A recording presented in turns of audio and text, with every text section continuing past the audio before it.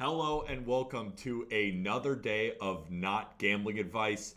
This is going to be another great stream. Yesterday we had a bunch of cappers come on and give their picks. I went through mine. We did some recaps. We did some prize picks.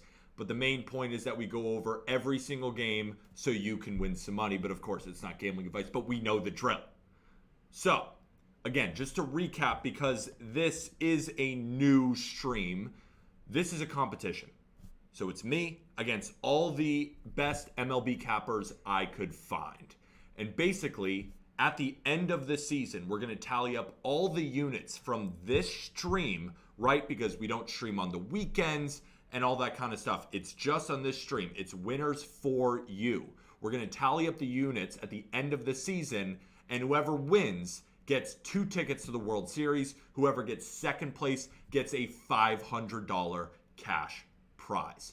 If I win, so root for me, please, and you'll hear why, one person who subscribes to this Twitch channel will get the World Series tickets. Let's say I have a terrible year and I finish second. Yeah, we'll see. Let's say I finish second. $500 cash prize. That's going to someone who subscribes to this Twitch channel. So thank you guys again for coming in. Let's do a quick recap again of yesterday's picks. Then we'll get into the model. We'll get into my game picks. And then we'll welcome on, because we have a great slate of contributors today. Really excited to get started. But let's do that quick recap of yesterday. So Colorado versus the Dodgers did not go under. And it wasn't even close. And I got a lot of DMs and a lot of support from you guys, which I greatly appreciate, where you guys were saying the umpires screwed us. And like, I agree. But what I'm saying is that that's baseball. Like, that's why the games are not being played on a computer. There is human error involved. Sometimes I'll get upset when it's like a ground ball goes through the legs. But umpires, like, I can't really blame them sometimes. Like, I didn't feel like it was a bad beat. Like, I know a lot of you gave me support. Like, that was the right pick. I still do believe it was the right pick. But sometimes the right pick loses. And we lost on that one. But thankfully, Cincinnati Reds. Bang. How about that? Cincinnati Reds money line against the Chicago Cubs. Everyone was against me. Nobody thought that the Reds would pull it out. They went down 3-0. I'm on my walk home. I'm watching it on my phone. Cubs put up 3 instantly. And I think to myself, oh no, I'm an idiot. I bet on the Cincinnati Reds. But I knew they would come back. I knew it. And they put up 3 in the first, then another run, then the Cubs battle back, and then Jason Vossler. Jason Vossler. I owe him an apology. Because I muttered under my breath when he came up with runners on first and second. I said, oh no, Jason Vossler. There's no way he gets a hit. Bang! Bang! 3-run home run, 7-6. And then that last inning got a little dicey, didn't it? Runners on first and second, 2 outs. Smacked a line drive to first base. Caught by our man, Jason Vossler. Is he our kind of new guy? We'll be betting on the Reds a lot this year, and I'm excited to go over it. But let's recap the prize picks entry. This is what I'm more pissed about. I ain't really pissed about the Dodgers-Rockies because we just lost that one. Yeah, there was some mishaps with the umpires, but that shit happens. What I am pissed about is why didn't the Rays put Jose Siri in the lineup? Trey Turner went under his fantasy score. We didn't lose the prize picks entry because it got refunded because Jose Siri didn't play. But why didn't he play? He had such a good matchup against Trevor Williams. He's been hitting so well. He's a great defensive center fielder. Why didn't he play? I have no answers for you. We did it, of course, before the lineups came out. Loved his matchup. And the Rays won easily, so they didn't need him. But, like, why not? You tell me why not. I don't know. But the reality of the fact is we did have a fine day, right? Like, mediocre. We went down 0.1 units. But over the grand scheme of things of this MLB season, over 162 games with plenty of picks, that is a drop in the bucket of what we are going to deliver to you this season. So I think it's time to get into the game picks. So the first pick of the day, which is happening currently right now, which I'm not counting in the competition, is the first 5 under in Diamondbacks versus Padres. I know it's about in the second inning right now. I'm not even sure the score, but that's not one of the picks I want to touch on today. But the reason I like it, Yu Darvish, Zach Allen, you heard it on the podcast, you heard it on the TikTok, you heard it in my article, you heard it all these different places. But the picks that I want to start with today, and this is a system play. And what is that system? This producer Cohen on the thing is showing you that San Diego, Arizona.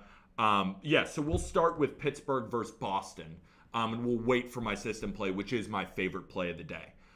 So the Pittsburgh Pirates are facing the Boston Red Sox today, and the total opened at 9.5. I got it at 9 at -110, and now currently on BetMGM it is -120. So around the country, I'm assuming, and I made this joke already, that people are having the same conversation. Hey, see the Red Sox game? Man, the hitting is so good, the pitching is so bad, we should tail the over every single game. Well, lucky for those people, the line isn't at 9.5 anymore. It's at 9, and it might even go to 8.5. Lucky you. You get to bet on the over, and it should be so easy for you, right? I don't think so. So ask yourself, why did the total open at 9.5 and is steaming towards 8.5? Think about it in your head. Well, I'll tell you why. So Fenway Park is the lowest projected run scoring environment of the day, according to Ballpark Pal. It's calling for an absurd 50% drop in projected home runs, something you just rarely see at Fenway Park. We have winds blowing straight in from center field, and temperatures should be in the high to mid 40s. Like, it's going to be cold. Wind is going to be blowing straight in. And who's starting for the Red Sox, who you see on your screen right now? That is Nick Pivetta.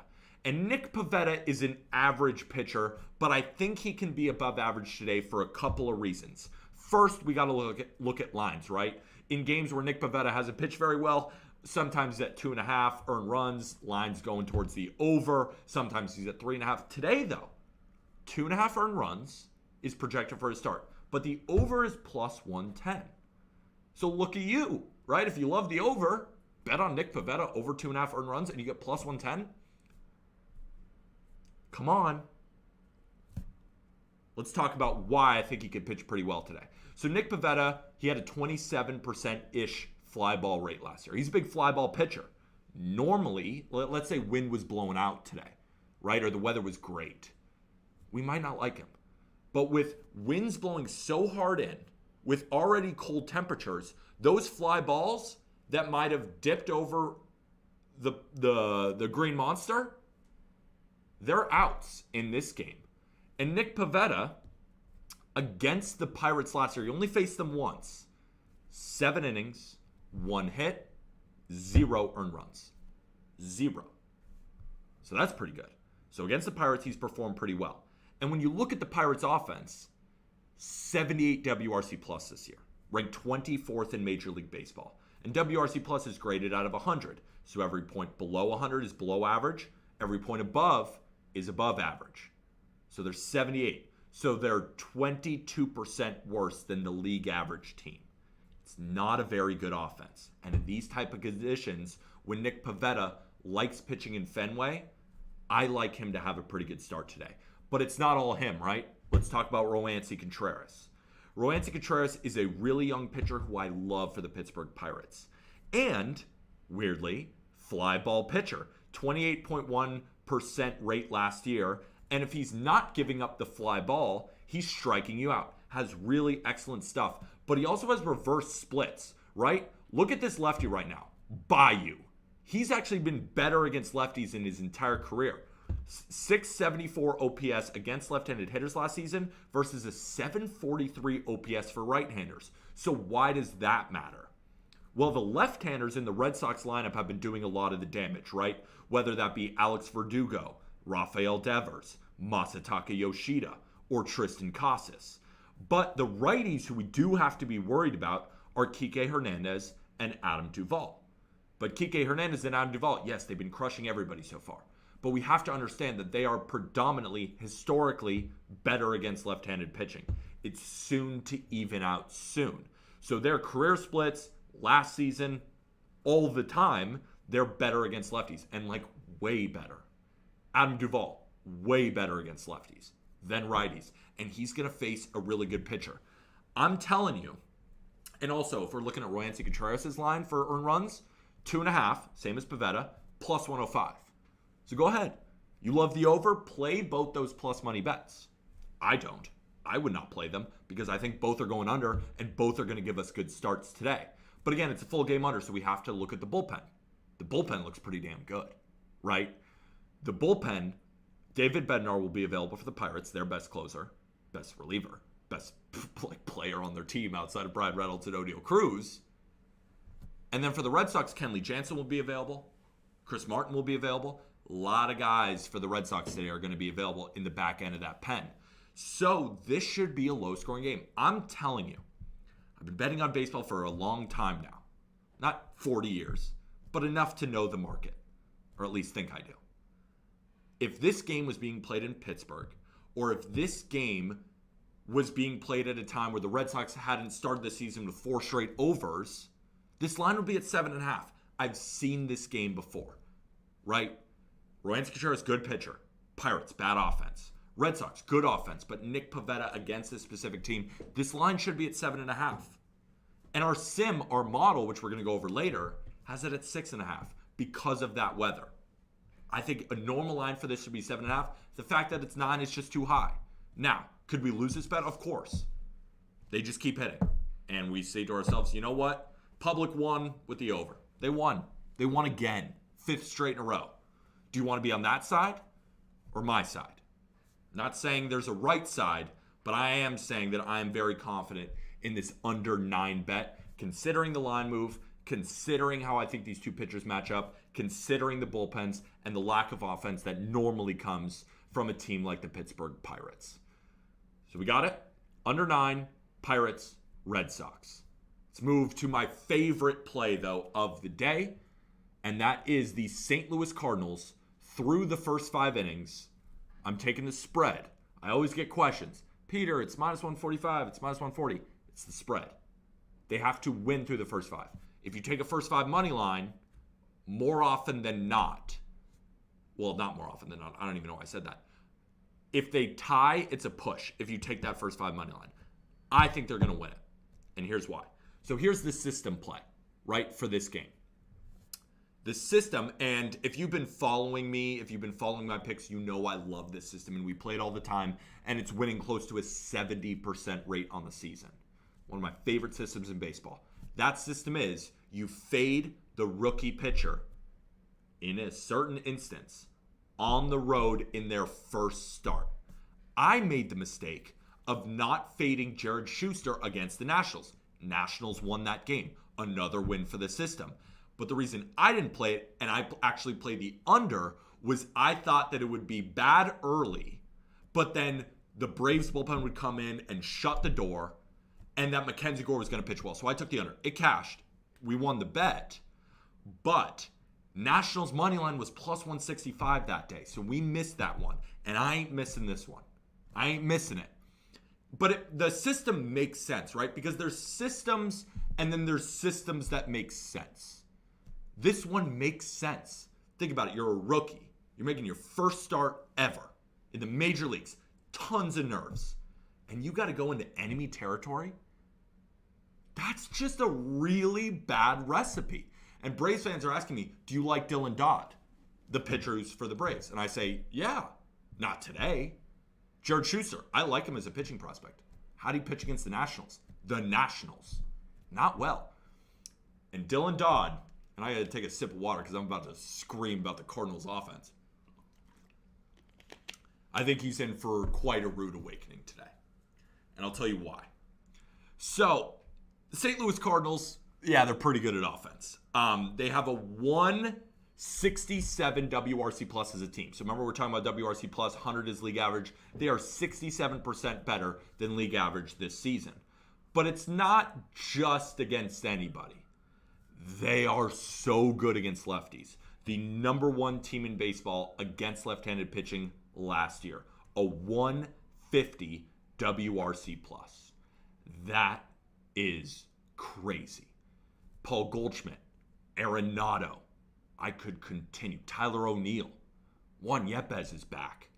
They crush lefties. And Dylan Dodd is a lefty. I think he's in for a really rough time. But here's where it goes from a system to my favorite play of the day, which is a 1.5 unit play. Remember, if I say favorite of the month or all that, that'll be 2-3 units. But favorite of the day, 1.5 units, is I looked into Steven Matz. And I thought to myself, all right, let's go look at Steven Matz and see if he can hold the Braves to at least 1 or 2 runs.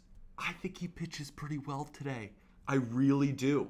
When you look at how he's done against the Braves in his career, 204 opponent batting average, 293 xWOBA, 400 expected slugging. Really good numbers. But you're asking, well, what's the sample size, right? Like, how many times has he faced the Braves? 100 plate appearances. The Braves have had trouble timing him up. Now, the Braves are a really good offense. They're just a really good team, right? We're fading a very good team. So they have a 118 WRC plus against lefties last year. Really good. It ain't the Cardinals. And they have the much better team, and they're coming off an 8-4 loss. Love the bounce back at home against a rookie. And also, again, Steven Matz, the reason why I like him, I watched some of his spring training footage last night and this morning. Looked really good. Velo's up. Breaking balls look really sharp. And it contributed to a 1.53 ERA in spring training. So while he's a guy who probably won't stay healthy all year, he's healthy now and he's really talented. That's why the Cardinals gave him that 4-year, $44 million deal, even though he hasn't stayed healthy, because they know the talent's there. And it is there. And I expect him to pitch reasonably well, pretty well against his Braves team, but I expect the Cardinals to bum rush Dylan Dodd. So that's the pick. Give me the Cardinals through the first 5 innings on the spread, on the run line, -0.5. So they got to win through 5 innings. It's plus 100. I'm putting 1.5 units to win 1.5 units. Favorite play of the day. I'm really excited about the Cardinals. I think they're due for a bounce back. They're one of baseball's best teams. I know the Braves are amazing. I have them to come out of the National League. But I like the Cardinals today to win. I'm not even saying lay juice at -145, even though I think it's going to hit on the full game money line. Because the Braves bullpen is so good. And once Dylan Dodd comes out, they can throw a litany of arms at you. But through those first couple innings, Cardinals are going to get to them. I like the Cardinals through the first 5 innings. So those are the picks, right? The code for BetMGM. Oh, yes. You guys want to use that code, right? It's a no-brainer. If you download BetMGM for first-time bettors, and it's cool, they set up a promo specifically for MLB games, which this is an MLB betting stream, so it's perfect for us. You wager $10, $10. You get $200 in free credits, 200. So if you're a $10 unit bettor, you just went up 20 units by using the code. No brainer. Let's say you're a $100 a unit bettor. You went up 2 units by using the promo code. It's a no-brainer to use these promo codes. Now, I'm not saying you should tail boosts that books put out, but if you can get free money every single time, you should take advantage. Build your bankroll. If they're going to give you free money, use it. Use code JB200. That's code JB200 for first-time bettors on BetMGM. When you first download, wager $10 on any MLB game, get $200 free. I don't have to sell it to you. Like, do you want $200? Do it. I mean, that's all there is to it. Producer Cohen. First of all, W's for Producer Cohen in the chat, please. Bring out the model. Courtesy of Ballpark Pal, we got Park Factors, game simulations, and the matchup machine.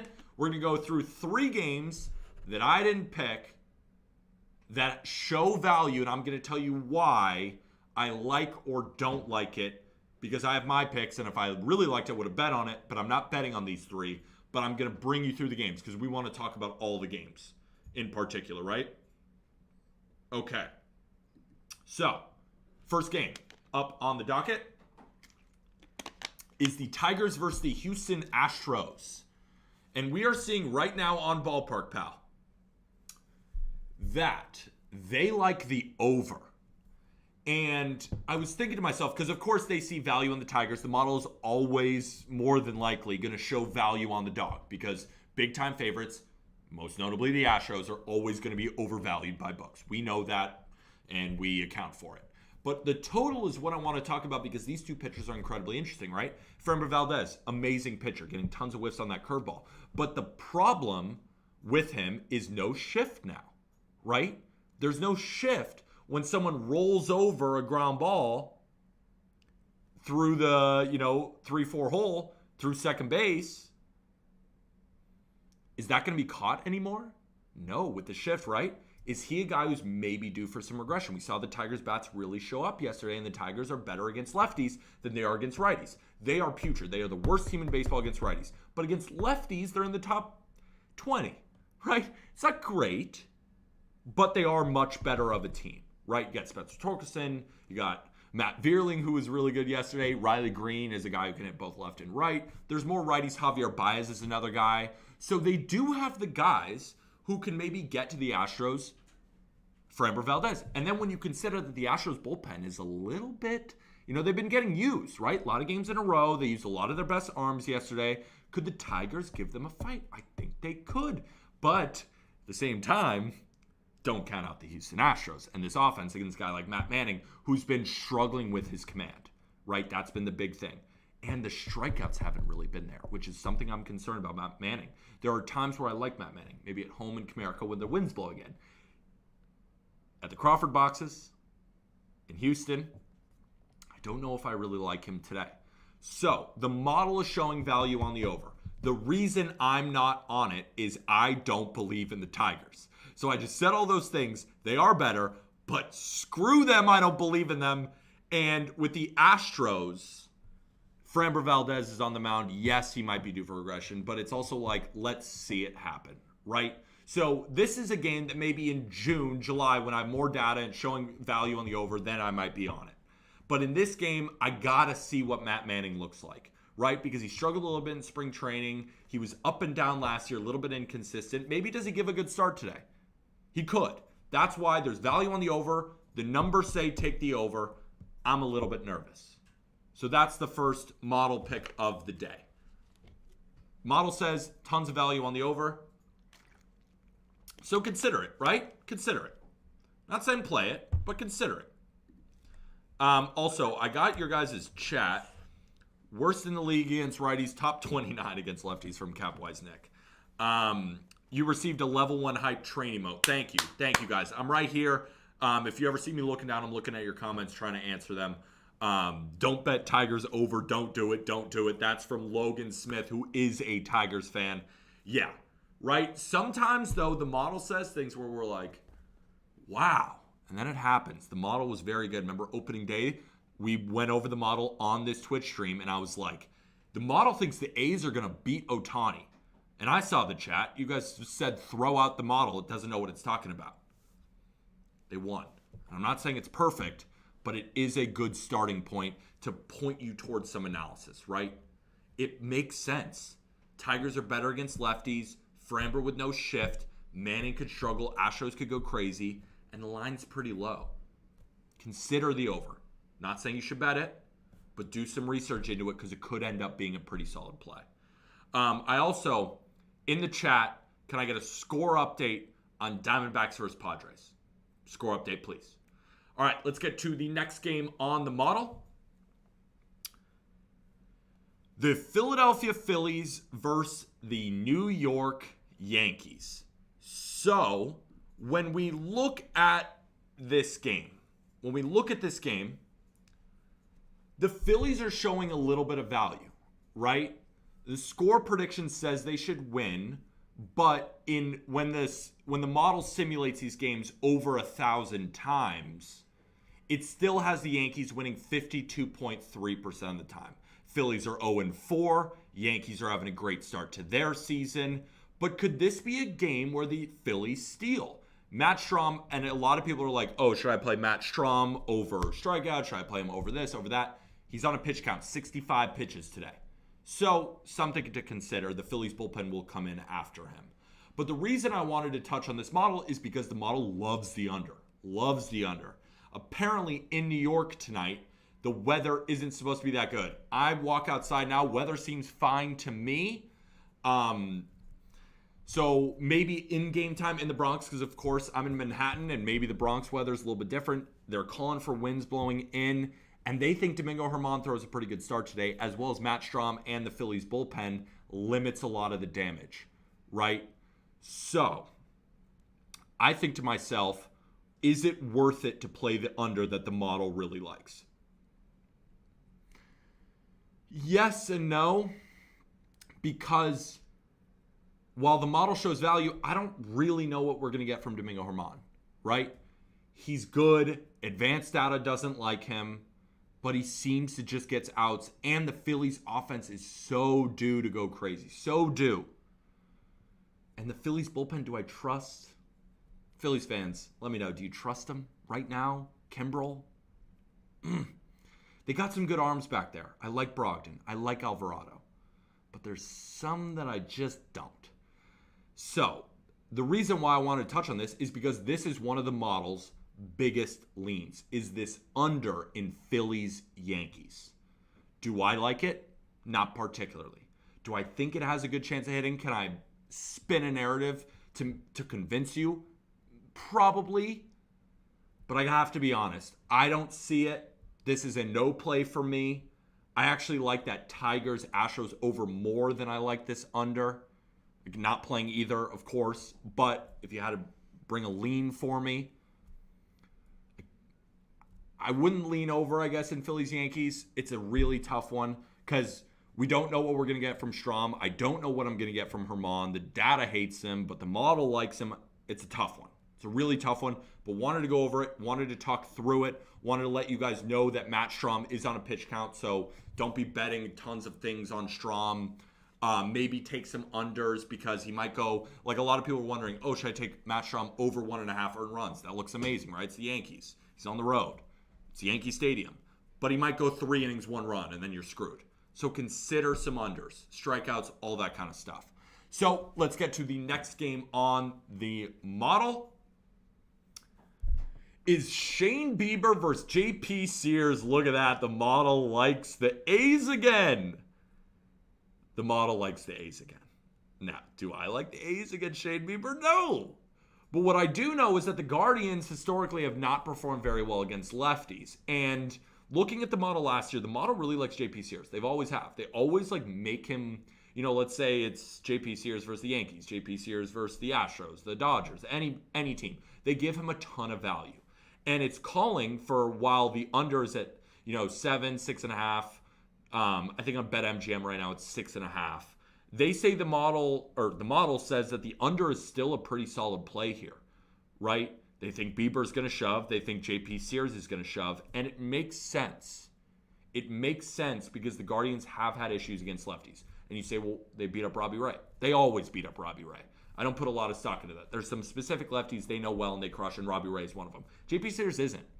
And I like Bieber against his A's lineup. So I didn't play the under, but I would consider it. I know it's really low, but again, it's really low for a reason, and the model is still showing value on and under, even at 6.5. And the reason why I wanted to bring this up, don't play the Guardians.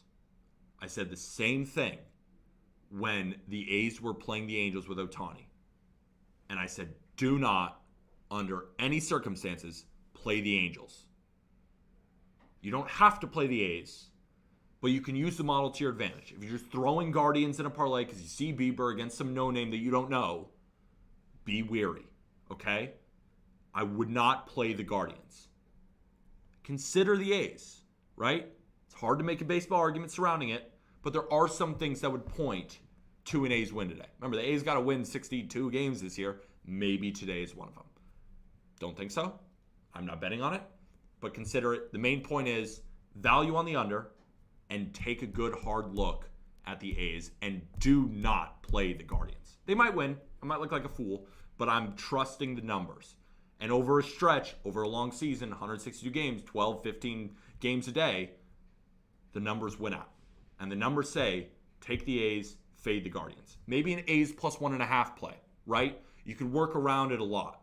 Maybe A's plus a half through the first 5. A lot of different ways you could slice it. So that's the model. I think it's time to welcome on our contributors, Producer Cohen. But is there anything in the chat? Peter, will you be sending out good morning texts through Dub Club? No, my Dub Club is, of course, it's still $24.99 a month to get my plays the night before or earlier than they come out. Because, of course, I give out plays. They go on TikTok, article, podcast. A lot of people listen to them. A lot of people tail them, even though it's not gambling advice, so you better not. But lines tend to move, right? And a lot of people have found it very profitable. It's 83 cents a day to save on your juice. And live plays will be coming once I get a better system of knowing how the game has changed since the rules have changed. So people on Dub Club have said, wait, what about live plays? They're coming. They're coming. I promise. All right, time for the first contributor. And guess what? Headphones work. This stream gets better every day. This stream literally gets better every day. It's amazing. And the first person that we're bringing on is our friend Jake Hazen, who is arguably the hottest man on planet Earth. Jake Hazen is arguably the hottest man on planet Earth. Dude doesn't lose, hasn't lost a team total since we were 8 years old. And I'm excited to have him back on today. How did you do yesterday on your bets? I'm looking at your thing. You cashed Cincinnati team total over. I was on the Reds too. We both went home happy. And Jason Vossler is our daddy. Yes, sir. Yeah, yesterday on my Twitter, though, at a 7-0 plus 7.42 units. So, yeah, and including the A's money line, Peter, which you seem to be too scared to bet that team. A's first 5 money line. So, see, sometimes you just got bigger you know what's down there. Bigger balls than me. Again, Jake has been fantastic, and you came on stream and you said, I've only done a couple seasons of MLB. I'm just getting into it. Shut the hell up, right? You are so good at this. You're surgical, and you're going to keep delivering winners. You're one of the leaders right now on the leaderboard, and I'd love to hear what you have today because you have 2 different picks, and we'll start with the Cubs through the first 5 innings. You're tailing Hayden Wesneski. Let us know why. Yeah, so Hayden Wesneski, he's a former Yankees prospect, and I'm actually betting on 2 former Yankees prospects today, but here's one of them. So I'm a big Hayden Wesneski guy. I like his stuff a lot. I think he's going to be a pretty good pitcher for the Cubs today, but most of his bet is really not focused towards Hayden. It's more focused on Luis Sessa. And this guy is not a very good pitcher. If you pull up his baseball savant, I don't even want to use that much. It's blued out. He is blew the way out. He's horrible. Pitching in Great America Ballpark, I expect the Cubs to get after him today. And I just think they have a really lopsided pitching matchup. And I like both these teams to score runs. Like I said, I think the Cubs have a lopsided pitching matchup today. Give us 1 second. The Book It team just raided us, and they're yelling, bang! Bang! Hello, everybody. Welcome to the Not Gambling Advice Baseball Betting Stream. We got Jake Hazen coming off a 7-0 day. Strap in. It's baseball time. No more college basketball. I don't even care about college basketball. Congrats to UConn. Whatever. Doesn't matter. It's baseball season. We're here every day, 4:30 to 6:30 p.m. Eastern. I give out my plays. Then Jake Hazen comes on. They're banging. Chat's banging. And I don't want to hear one of you idiots say the word L in this chat anymore. You're making fun of my producer. He's one of my best friends in the world, and he doesn't deserve your L's. And neither does Jake. Continue with why you like the Cubs through the first 5 innings. Yeah, so essentially as I was saying, I just think it's a lopsided pitching matchup for the Cubs today. I think Luis Sessa gets shelled. This guy's got an xERA of 4.43 in pitching Great America Ballpark when we're supposed to be good. It's a good hitting environment. What a surprise. Great America Ballpark, good hitting environment, right? But yeah, lopsided pitching matchup. Give me the Cubs first 5 with the hook. I think I got it at plus 100 on this show. Yeah, so first of all, I like the bet, and we're going to talk about it a lot. I'm checking BetMGM right now to see what the current line is. But just while I do that, while it loads, Hayden Wesneski, so I'm a Yankee fan, right? And Hayden Wesneski was in the deal for Scott Efros, who's currently on the IL for Tommy John. He's a reliever. He's that submariner guy. He's a stud. Isn't that a fleece? Hayden Wesneski is developing into one of the best young pitchers in Major League Baseball. He's got like this sweeper and a slider, even though both technically are sliders, and it's like maybe it's a curveball, but it's just 2 really good breaking balls with a fastball that moves all over the place, good command, just like one of these young pitchers who a lot of people like. And I'm glad a lot of people on this stream are tailing the Cubs because I have a soft spot for the Reds. I don't really like to fade the Reds. I like them. I'm a Yankee fan, but I like the Reds. They've made me so much money in the past. I don't really like to fade them. But I'm glad other people are today because I think it's a good play. I really do. The Cubs are due for a bounce back. They got kind of cheated yesterday, and I do think ultimately that this cashes because I think Wesneski is going to shove. My only concern is in Great American Ballpark, the weather looks great today. So it might not even be his fault because the stadium is just so easy to hit in that he might just give up a bomb to Jonathan India on a hanging sweeper. But I can't say that I don't like the play. Anything else on Cubs before we move on to your next pick? We'll go on next pick. Perfect. So you are looking at the Milwaukee Brewers versus the New York Mets over 8 with Max Scherzer on the mound. I love this play. Let us know why you like it. This is a nasty one, definitely a nasty one. So when it comes to going to this season, I want to target these older pitchers, especially I'm not really especially the studs, but Max Scherzer, absolute one of the greatest to do it, absolute stud of a pitcher. But they're stubborn. If you don't know, Max Scherzer's a very, very stubborn man. And with these new rule changes, I think it's kind of going to throw off his pitching. And he's a big slider guy, for those that don't know. And this Brewers lineup is known for crushing sliders. Good point. And I'm also declaring Willie Adames Day as well. I think this guy goes yard. And Wade Miley. Before you continue, if there's ever a man to trust, when he says the name Willie Adames, it is the man to the right of your screen or left. I don't know. You see him. When he says Willie Adames, you jump. And he says Willie Adames home run. He fades him too. It's not just, oh, Willie Adames, I love him every day. He fades him, he tails him, he knows him. And today he's calling for a home run. Put it in the back of your mind, okay? So continue, Jake. I didn't mean to interrupt you. I just had to let the people know, for anyone coming on new, that you are a stud when it comes to Willie Adames. Yeah, when it comes to the back end of this Mets bullpen as well, I don't think this bullpen's very deep or very good. So I think the Brewers need to have that bullpen as well. When it comes to Wade Miley, I understand that the Mets aren't the best team when it comes to hitting left-handed pitchers, but Wade Miley is a guy who I don't care what handness you are. He is not a very good pitcher, and I think you can get after him and this Brewers bullpen, and I expect runs. When you look up 5-starter on Google, a picture of Wade Miley comes up. Not a AAA guy, not terrible, but when you think of a 5-starter, the end starter in a rotation, isn't Wade Miley kind of the first name that comes up? Who's the first name that comes up to you when you think of the 5-starter? 5-starter. I top of my head. I mean, I guess I'm thinking about Wade Miley right now, so I'll just steal your pick. Literally.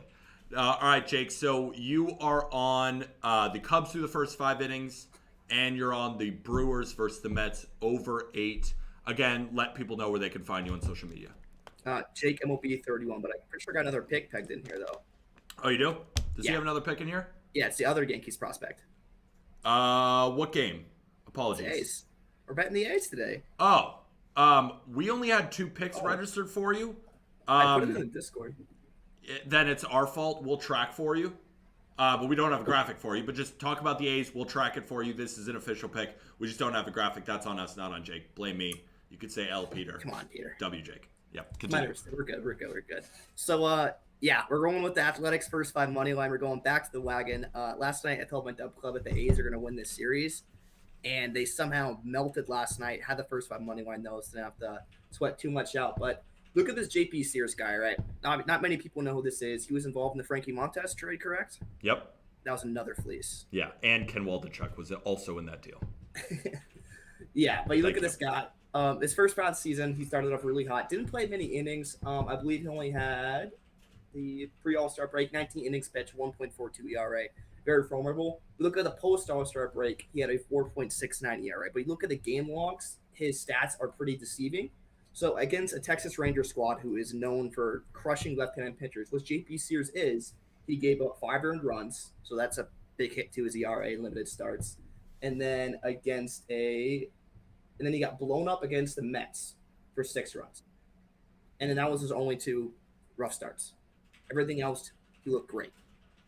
And this Guardians lineup is known, as you mentioned earlier, this Guardians lineup is not known for hitting left-handed pitchers too well. And look at the other side of things. It's Shane Bieber, all right? I mean, am I going to come on here and say that the A's are going to absolutely whack Shane Bieber? No, I mean, dude, we just talked about it. Like, the model thinks the A's should be a -130 favorite. And the last time there was this much of a difference, Angels, A's, and they won. You just have bigger cojones than me. Yeah, I had A's money line that game as well. So, me and the model are becoming good friends, I guess. So, we're going to go ahead and back the A's again. Like I said, this +170 number is just a number I have to attack. The way I bet baseball, like having my average odds as low as possible, and to get this number against this type of pitching matchup with this type of stud in a game I lean to go under. And the lower the score in the game is, I think the better chance underdog has of winning. I have to take this. So right now, the A's money line. The A's money line. Let me Oh, find sorry, I got it it. plus 170 last night, so plus 150 right now. Yeah, plus 155 on BetMGM. And you still think, like, let's say it steams down because the game's in 4 hours and 30 minutes. Let's say it steams down to something. What's your stop? Plus 135. I wouldn't play that. Perfect. But plus 155. I'm not like, I mean, it's still confident play hits, but like, I don't like it as much as Obviously. I got plus 170. Appreciate you, my man. Again, plug socials, and you do such a great job. So let us know where people can find you. Yeah, you can find me on Twitter at JakeMLB31.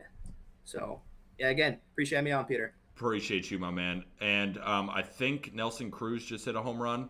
You're serious? Yeah, we hate to see that because we have the first 5 under. Again, not tracked to the competition because the game came on beforehand. But we would prefer that the Padres and the Diamondbacks stop scoring because we can allow one more run. One more, and then if just pray for me in the chat. Pray for me. We have Diamondbacks versus Padres, first 5 under. Jake, appreciate you. We're gonna move on to our next contributor, next contestant, Mr. Colbert Olson, commonly known as Colby. Been giving us winners. How you been doing in the competition so far? I think I'm down 0.5 units, man. I haven't given that many picks. It's still a very young season, so It is. I got 4 today. Let's hear them. So let's get some units back. I love it. Where I'm at. The first one I have for you is the same play I'm on as well, and it's a system that you and I love to play. Been playing it since last year. I knew as soon as the lineup came out that you and I were both going to be on it. Why do you also like the Cardinals through the first 5? Yeah, it's funny. I woke up this morning and this one immediately caught my eye because, Peter, you and I were both on that Nationals Braves under with Gore versus Schuster. And you mentioned earlier that you didn't play the normal system because we like Schuster. And I agreed with you there. But, I mean, making your road debut against the best left-handed hitting team in baseball. I don't care that Dylan Dodd had a good spring training, that he had a good finish to last year, and truly did earn a spot in this Braves rotation. When you're facing a Cardinals team who had a 131 WRC plus against lefties last year, that was the second highest was the Astros at 124. I mean, there was literally no team even close to the Cardinals as good against lefties last year. So if you can isolate the first 5 here, I mean, you're just looking at a great spot. But beyond Dylan Dodd and this Cardinals offense, Pete, you brought up Steven Matz earlier, and that's really what put me over the edge in this matchup as well, right? You look back to Steven Matz last year before he got injured, a 26% K rate, a less than 5% walk rate, a 3.64 FIP, and a 3.64 FIP. He's healthy. You said you don't know how long he's going to be healthy, but yeah, he's healthy now. This is a good spot, especially after the Braves won last night. So one of my favorite plays on the board, and to me, a no-brainer. I think so. It's a no-brainer too, and it's a system that we play pretty much no matter what. So it's not a guarantee. It's not. There is no such thing as a lock in any sport, but it's a system that has been proven profitable. It's a system that we always play, and it only gets better when we know that we like Steven Matz today. And I think it's important about playing them through the first 5, especially in this one, because the Braves bullpen is so good. Like, he could really struggle early on, give up 3-4 runs in the first couple of innings, and then they bring in their gauntlet, and they might win the game. You know, you never know. But in terms of the first 5, you and I are both confident that they win through the first 5 innings. Let's get to your next play, which is the Cubs money line. You are laying the minus 135 juice. Currently on BetMGM, the Chicago Cubs are still minus 135, so it's safe to play. Tell us why you love the Cubs, because I know Jake is on them through the first 5 innings. Yeah, it's interesting. I mean, you're not. This is not the only Cubs money line play you're going to hear on this stream today, which is a little bit scary, but I think for good reason. And I think it's because a lot of the contributors that come on here, we think similarly. And Hayden Wesneski, for anybody that doesn't know, I host a fantasy baseball podcast here at Just Fantasy Baseball, and Wesneski has been my favorite breakout pitcher for 2023, and I think he's going to have a really solid start to the year here. You know, it's tough making your debut in Great American Ballpark, but Wesneski's a guy that has the profile that could overcome Great American Ballpark, right? He gets enough whiffs. He had a 25% K rate last year. He has that nasty sweeper slider, throws a sinker that's a ground ball machine, and that is the key, right? He gets enough whiffs, but he also gets a ton of ground balls on that sinker that I think he can withstand Great American Ballpark. He had a 2.18 ERA last year, a 2.18 expected ERA. His numbers in the minor leagues were great. Ground ball rate's great. But then you go beyond Hayden Wesneski, right? I'm confident in that. But you go beyond there. You look at Luis Cessa. He had a 3.77 ERA in 10 starts last year, and you might go, oh, that's pretty good. Luis Cessa did all right in 10 starts. He had a 5.07 FIP, though, in those 10 starts. So the underlying numbers there are really dark. When you think of Luis Cessa, you don't think of a brilliant pitcher. And you go and look at this Cubs lineup, Pete, and it is not great, but like it is 9 deep of guys that I think that can produce runs at least at a league average level, right? Like the bottom of their lineup, yeah, Patrick Wisdom, Eric Hosmer, Yan Gomes, Mastroboni, but like one of those guys has a hit in them today. I think we see a P-Wiz home run here today. So yeah, I really like the Cubs. I don't mind laying the juice here. This is the pick for me. When I woke up this morning, I said, whoa, that is the pick. It was at minus 140 this morning, but it moved back to minus 135, and it's kind of stayed there all day. So I like it. Sounds good to me. A lot of smart people I know love Hayden Wesneski, and a lot of smart people I know are on the Cubs through the first 5 innings or through the full game. And, you know, the Cubs are probably due for some sort of bounce back. So let's move on to your next pick. Your next pick is Yankees versus Phils, first 5 over. And we were talking about this. The model likes the full game under, but you're leaning another way. Why do you like the Yankees and the Phillies to go over through the first 5 innings? Yeah, I think it's very interesting that the model likes this under so much, but I think it actually might be because the model doesn't have enough data on either of these arms. You look at Matt Strahm, right? And Matt Strahm is going to be making his first non-opener start since 2019 today. So his first non-opener start in more than 4 years. And you go back to 2019, you look at what he did in those 15 starts. He had a 5.42 ERA and a 5.21 FIP, right? I don't care what he did as a reliever in Boston last year, which he did get roughed up at times. He did look good at times. But when he's going to have to go through a lineup twice, and this isn't just any lineup, right? This is a Yankees lineup that crushes lefties, right? I brought up the St. Louis Cardinals. I brought up the Houston Astros. Well, the Yankees crushed lefties too. They had the 3rd highest lefty WRC plus last year at 119. So this is a Yankees lineup that can really put up some runs. But then, Peter, this Phillies offense has been getting unlucky this season. They faced Domingo Germán, who is definitely solid.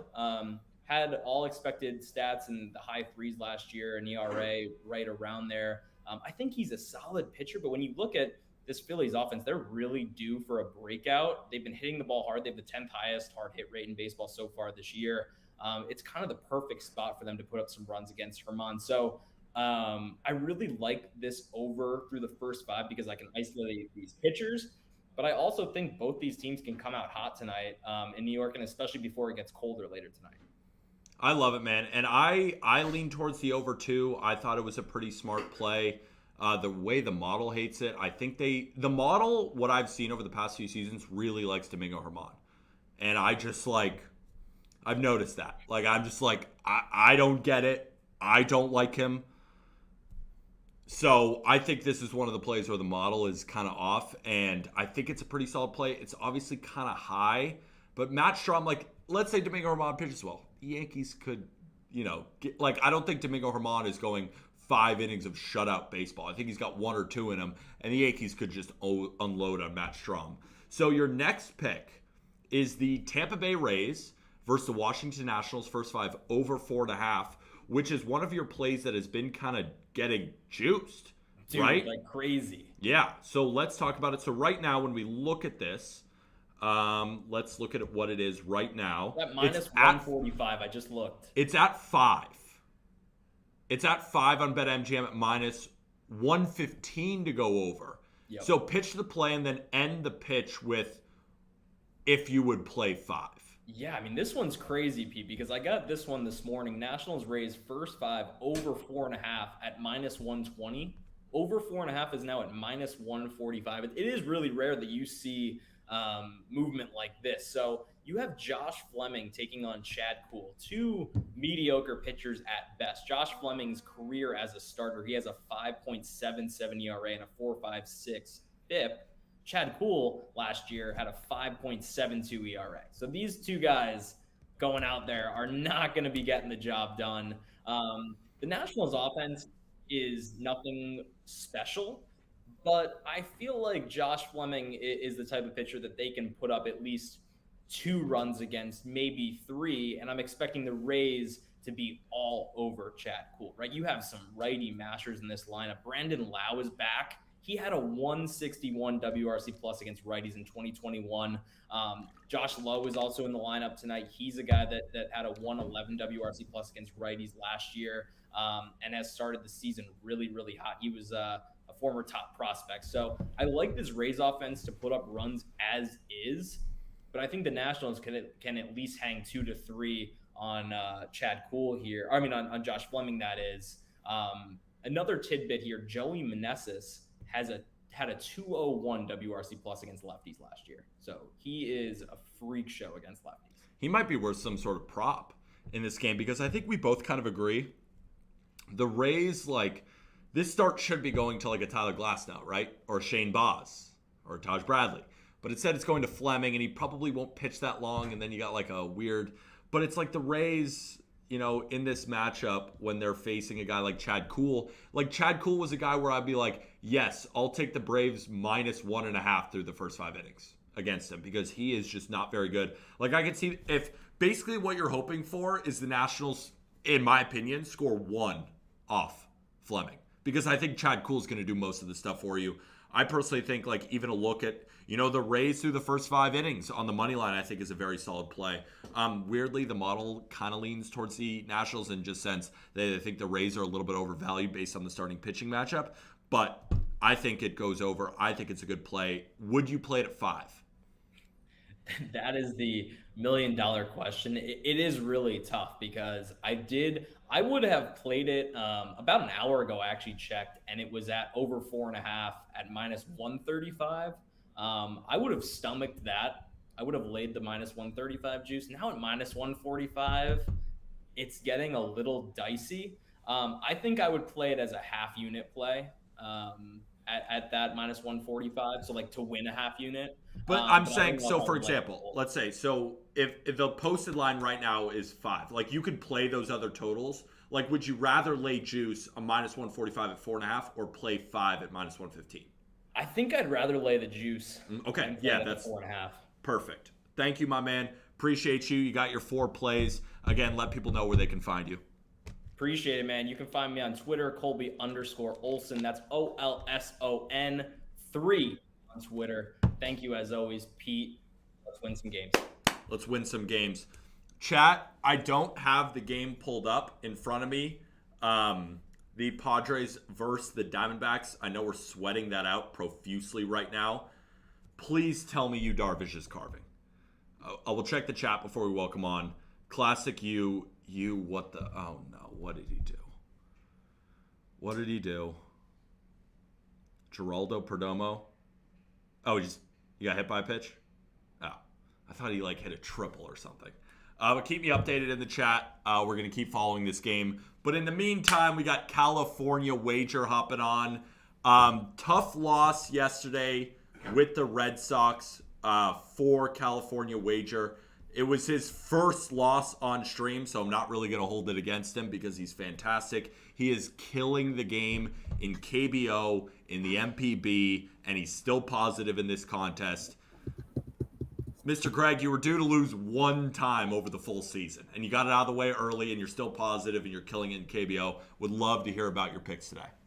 Yeah, absolutely. So I have 2 of them going today. I've got 2-team moneyline parlay, and then a game that you guys have mentioned multiple times already with the Chicago Cubs. Let's talk about it. So the first play of the day is your Chicago Cubs money line. Tell us why you are again tailing Hayden Wesneski and the Chicago Cubs. I mean, as much as it's with Wisniewski, it's as much going against Sessa. I mean, 29 starts in 7 seasons. He's got 10 starts last year. You just look at his combined simple totals last year, and 80 innings pitched, 59 Ks, 26 walks. He's not extremely impressive. He's not what you're a starter, and I like what I see from Wisniewski. He's got one of, if not the better sliders I've seen in the league for a long time, and I think his potential is very high. Obviously, he has a high 90s fastball. And I know you mentioned earlier, I think he does have the kind of stuff that can work at Great American Ballpark because, it's a bandbox. You can get the ball out of there easily. But guys that have been successful at times there have had, that hard wipeout slider and have had, high velocity up in the zone that you have to strike out guys because people that are, contact pitchers in that ballpark are going to get destroyed. Absolutely. I think it's a good play. Like, I'm a big fan of Hayden Wesneski. I think it's just, will the ballpark contribute to runs that we don't love? But again, hard to cap for that. So the way I'm looking at it, I think it's a pretty damn solid play. So let's move on to your next. The old Houston versus Dodgers. Not versus. It's a 2-team parlay. You got Houston money line and you got Dodgers money line, 1.15 units to win 1 unit. Let us know why. Oh no, I'm just watching Diamondbacks beat up on you, Darvish. Ugh. All right. Let's hear why you like this parlay. I mean, I like both of these teams for kind of different situations. I like the Dodgers right now, especially with what I saw last night. I think maybe this is what catapults them offensively, gets them really, really going. They put up that big 7-run, fifth, I believe it was, yesterday. And with them, it seems like it's a case of just big brother, little brother. Marquez is going tonight. I'm not a big Marquez fan. I haven't been a big Marquez fan. I don't know how well he can handle this Dodgers lineup. On the other side, I did like what I saw from Urias. He's already obviously competed against high-level competition going in the WBC. Regardless of the outcome of that, I think that does carry well for him. I think that we already know the Dodgers are the better team. I think this is a case where they definitely have a chance to do what they did last night and blow them out of the water. In terms of the Houston game, I don't know if the regression does come eventually for Framber, but I don't think it comes tonight. I like what I saw from him last year. I think that momentum continues for him. Obviously, with the Altuve loss, that hurts physically and literally and figuratively. But no, I think that Houston's the right team, and it's hard for me to back Detroit, especially. I don't have any faith in starting pitching for them yet. They have a lot of talent. They have a lot of young talent. But I just don't think that the tonight is the right spot for them. And I think putting those two together, it's obviously not the sexiest play in the world, but, cashing tickets is all that really matters. So I think it's a good spot for both of those teams to pull out a victory. Absolutely. I mean, obviously when you have Dodgers and Astros in a parlay, it's not considered like sharp, but in these two games today, like Urias has just been such a dog at home. Little bit worried about his stuff in his first start, but then he really settled in and proved to you why he is that guy. And then when you look at the Houston Astros, like, yeah, the model is somewhat showing that there's value on the Tigers, but not enough. And it generally likes to over because it thinks the Astros are going to balloon today. So I think it's a pretty solid play, and I think it's a good parlay. Again, Mr. California Wager, let us know where people can find you. Yeah. Find me on Twitter at California Wager. Find me on Instagram, California_Wager. And then, like you said, it's been a great start. We're 14-5 in overseas baseball. We're up 23 units already, and we're 5-0 in our max plays already this year. So it's been a nice start to overseas baseball. Make sure to go follow at California Wager. You do incredible work. Appreciate you coming on, Greg, and we'll talk to you soon. Cheers. Producer Cohen, before you welcome on the next contributor.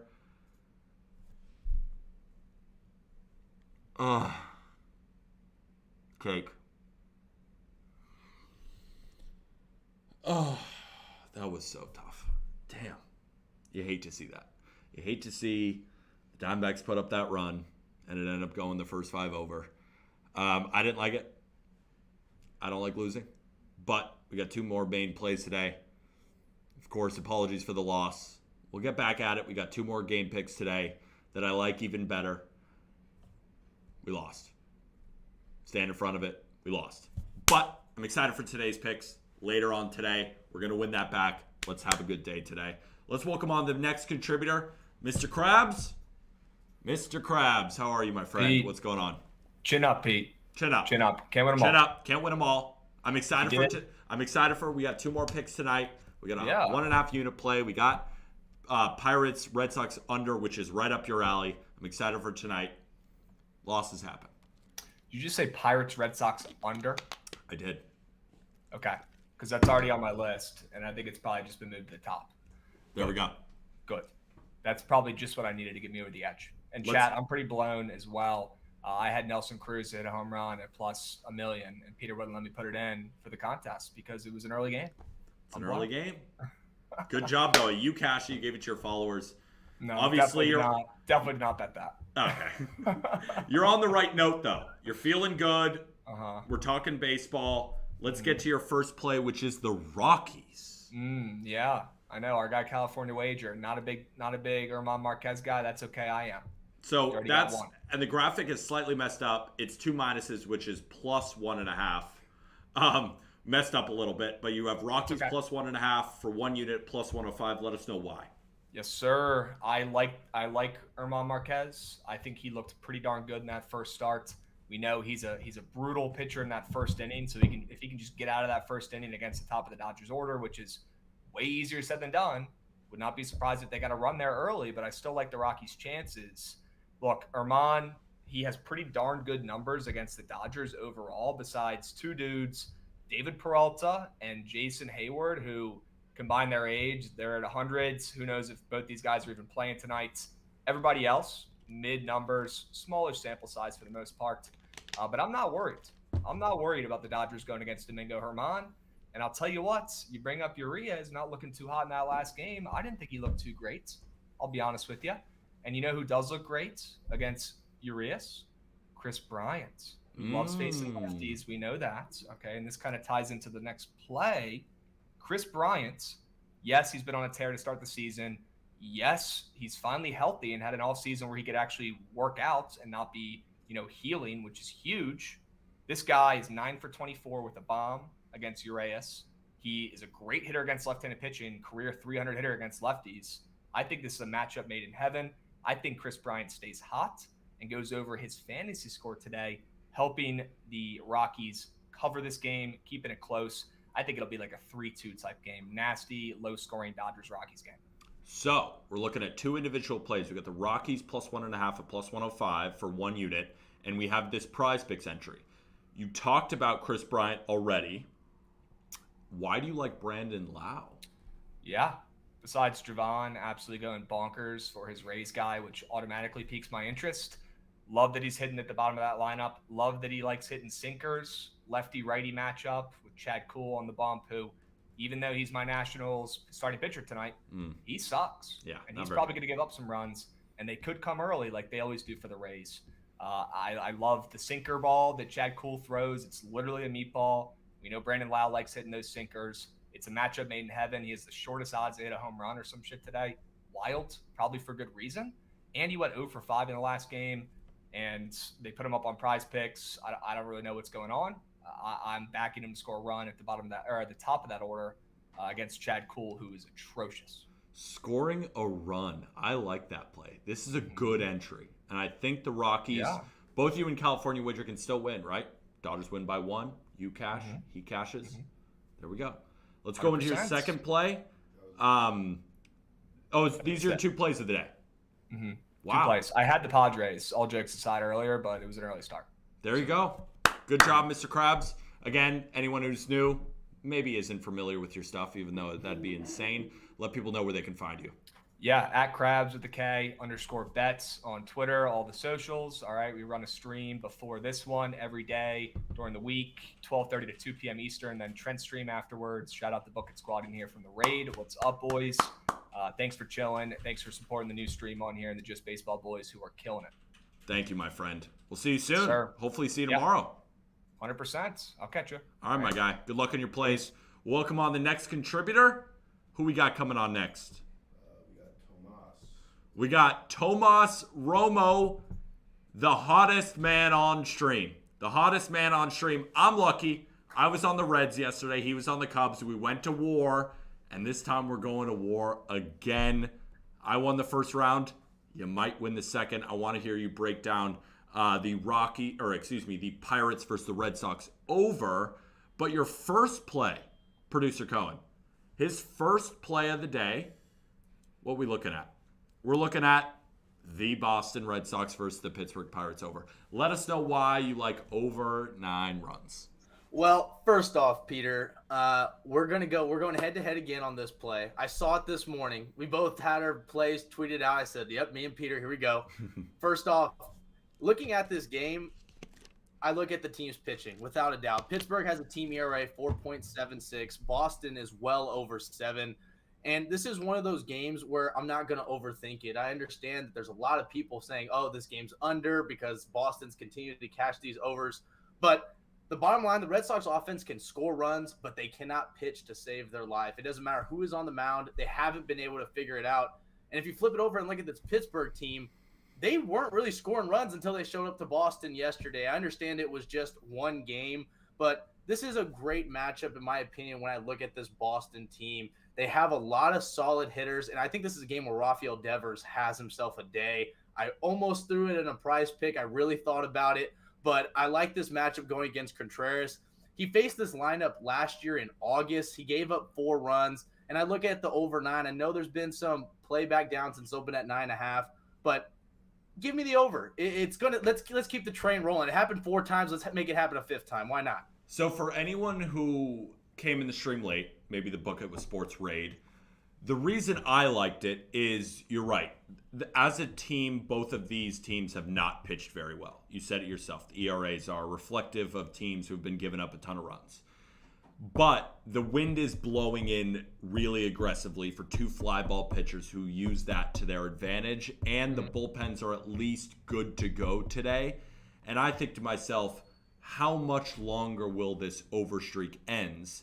And the books made it easier for you to bet on the over, considering it opened at 9.5, then it went to 9, and now under 9 is minus 120 on books, and the over is plus 100.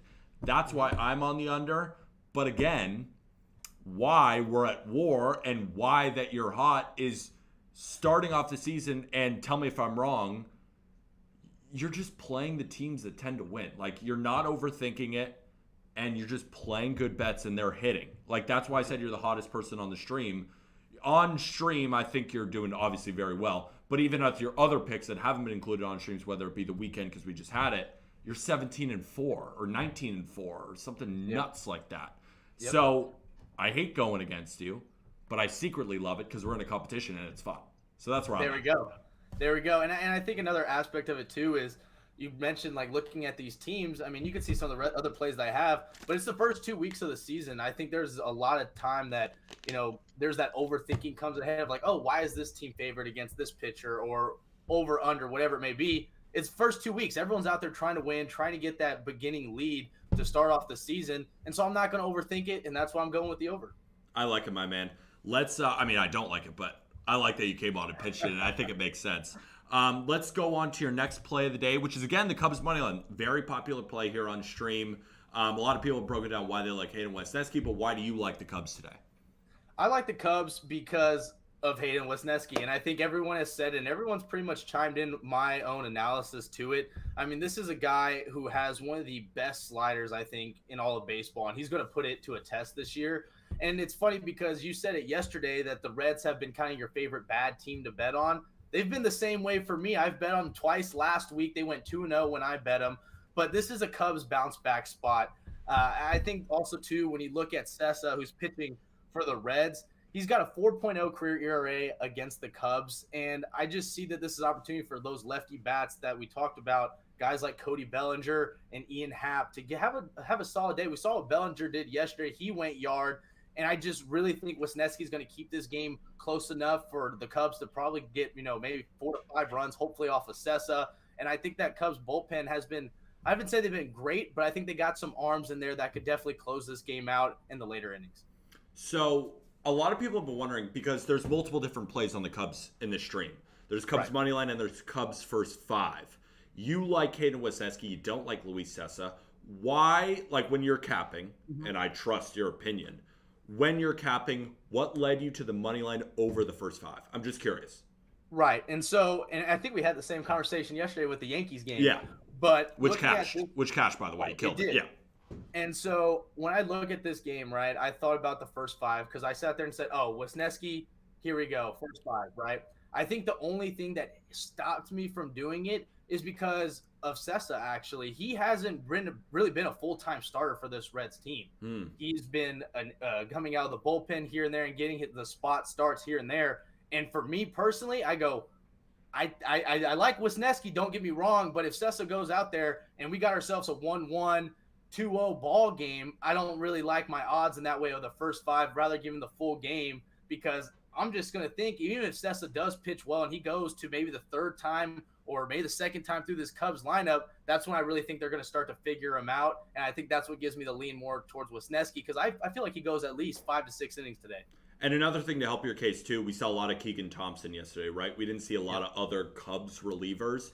And with the Reds, Overton got pulled relatively early, and they were using Cruz. They used, who was the guy that came in the 8th inning? Buck Farmer. They'll have Alexis Diaz today, but it's a relatively weaker Reds bullpen. That's why I like the Reds yesterday, right? Because I was like, oh, this is the day where they have all their bullpen guys. The Cubs will basically only have Keegan Thompson. I think they'll outlast them. But in this game, it's switched. Now, Reds used all their relievers yesterday. Now the Cubs have theirs back. So I actually like the money line better than the first 5 because I agree with you. I think Luis Sessa, let's say he goes 3 shutout. Right. And then it's like 0-0. And then, we keep going. Maybe then the Cubs still win through both. Like, we'd love for everyone to hit their plays on stream. But I think laying the juice is worth it considering it's still minus 135. I have a rule. I don't bet on anything above minus 150. Really, I don't like anything above minus 140, to be honest, because it's baseball and anything can happen. And I don't love laying juice at all. I like plus 100, minus 110, stuff like that. But minus 135, that's in the range. I think it's a very solid bet. I think there's a lot of value for sure. Absolutely. Do you have any other plays? Yes, you freaking do. And you're laying nuts juice. I am laying the juice again. Well, Wow. Here's the best part about it, Peter. Here's the best part about it. We had the same kind of thing yesterday when I looked at the Yankees because they were minus 175 against the Phillies. And I'm going back to the well with the Rays. I had them the first 5 minus a half yesterday. But I'm going to just pay the juice for the money line. It's kind of the same thought process I have with not betting first 5 for the Cubbies. I mean, did I want to go back and say, you know what, I'll fade Chad Kuhl right off the bat because he is not good at all. And I think the Rays are going to have a field day with him. But again, I look at both of these teams, I look at the bullpens, and I think if this game is relatively close in the 6th, 7th inning, which bullpen's more likely to give it up? The Nationals or the Rays? And without a doubt, I'm going to say the Nationals. And I also like the fact that's too, a tough one. exactly. And for me too, this is also a system play. Road favorites against teams who didn't make the playoffs versus teams who did went 272 and 167 last year, hitting at 62%. And the line moved in their favor as well. I'm not going to overthink it. Like I've said, give me the Rays money line. A part of me even likes the run line as well. I thought about it, but hey, just win the damn game. Let's go Rays. This is the most don't overthink it play. Chad Kuhl is the opposing pitcher. Yeah. Like, Simple enough. I genuinely think, and maybe I'm an idiot, but I think if you gave me 100 ABs versus Chad Kuhl, like, I'm getting a hit. I'm at least poking one over the first baseman. I'm doing that. It doesn't have to be a hard hit, but I feel like he's the one pitcher in Major League Baseball where if I had 100 ABs, like, I'm making contact with 2 of them, and one of them's getting through, right? I'm believing you. I think so too. I mean, this guy, I'm surprised he's still pitching, but it makes sense because the only team he's pitching for is the Nationals, who just need someone to get out there. So when looking at your plays, I'm trying to find where your plays are. Is that the last play for? Yes, Yep. You had Tampa Bay money line. You had the over in Red Sox versus Pirates, and you have Chicago Cubs money line. You're laying the juice. This man has been one of the hottest in the game, and now he's writing up his bets on justbaseball.com. Make sure to go check him out. But again, plug any socials that you want where people can come find your picks. Follow me on Twitter, T_Romo5, and then also on my TikTok, Tomas.Romo1. But yeah, give me a follow on Twitter, TikTok, and then as well, all the stuff that I'm posting for Just Baseball, covering the Astros, and now going to be putting my bets out there every day as well. Absolutely. Great stuff, man. And we'll see you soon. Yes, Appreciate sir. you, my man. Producer Cohen, before we welcome on the next contributor, I want to address Cake. It wasn't really close. I have to go back to the drawing board on that one. When I was thinking this morning about Diamondbacks Padres, I really believed in Zach Gallen. And the fact that he has put together 2 bad starts in a row is concerning. Because he was even a guy who I thought was a dark horse Cy Young contender. What I saw last start, I'm going to go back and watch that start and then try and analyze it for the next time. So that's my homework tonight, because when I lose bets, I do homework and figure out where I went wrong so that later on in the year we'll win more bets. And that's why I was up 44 units last year. It's my favorite sport. I genuinely love the homework. But Zach Gallen has now allowed 5+ runs in 2 starts. Yu Darvish did his job, right? I was expecting 0-1 runs from Yu Darvish. He did his job. But I was expecting no less than 1 or 2 from Zach Gallen. And the fact that in back-to-back starts, because again, when we lose bets, it sucks, but we got to learn from it so we can be better. I lost this one. Gallen gave up 5 earned when we had the under 3.5. That's a bad bet by me. But we're going to learn from it. We're going to be better. All right? We got 2 picks tonight. I'm feeling good because that was my least confident play. Still liked it. Still played it. But it was my least confident play of the day. I love this Pirates-Red Sox under. I love the Cardinals through the first 5 innings the most. Cardinals through the first 5 innings is my favorite bet today. I'm confident we can go 2-1. So if both of them hit, we'd be up 1.4 units on the day. I think that's a good day. And I think we're going to do it. Who's with me? I want to see in the chat who's with me. We lose some. We win some. We're still up plenty. I appreciate some of the support in the chat from earlier when it did lose. It was like, Pete, it's all right. We've had a great weekend. We have. We're still up almost 5 units on the air, right? So people are asking in the chat, what did you learn? I got to do my homework, right? I got to watch Gallen's start because maybe he's someone that we got to start fading. Maybe this was a weird batted ball luck thing and he'll be fine. Then we start tailing him when the prices adjust, right? Maybe they're like, oh, the books think Zach Gallen is not very good anymore. Then that's when we pounce. I got to figure that out. When we lose bets, I do homework to make better bets for the rest of the season. It's early on. There'll be ups and downs, but I'm confident that we're going to win. Come on. Show some love. Let's go. Next contributor, Professor Cohen. I like Professor Cohen instead of Producer Cohen. You like Professor? I like that. You like him? I have Professor Cohen. Mr. Ben Carey, the other half of Capwise. How we doing? What's going on, my Doing friend? good, man. How you doing? I'm doing well. Lost a bet already, but I'm Yeah, it feeling happens. good because I'm excited for the next bets today. Yeah, that's how it goes. That's how it goes. Nick will have to tell you about Gallen because he was all over him and why he wasn't going to perform well today. But I'll let him Yeah, we'll talk. share that on stream. I got to 'cause go he was watch right on. I got to go back and watch the game and see what I saw. Or For sure. see what I saw. That doesn't make any sense. You Yeah. know what I'm No, saying. Gallen was my dude last year, man. I bet Gallen almost like every start to start the season off last year. So I like him quite a bit. But you like some other picks apparently I more do. because Gallen got cake today. Let's talk about him. So first pick of the day is the Colorado Rockies versus the Dodgers. First 5 under 4. A lot of Dodgers Rockies. We got California wager on Dodgers money Yeah. line. We got Crabs on Rockies plus 1.5. And you're on the first 5 under. Let us know why. Yeah, this is definitely a play on Marquez more than anything. I think he's going to be fine. I kind of disagree with California wager as far as Marquez goes. I'm just basing it off of what I saw second half of last year, spring training, and then his first start. Sure, he could get shelled, but I don't think we're going to see that today. Urea should get the job done too. I know he's a lefty, and I know it's an easy trend to say, just play Rockies against a lefty, but if we do that every time they play lefty, I mean, can't be that easy, right? So I don't think there's going to be a lot of runs scored. I will say, though, that the market disagreed with me because I gave this out -120. I believe it's dropped down to -110.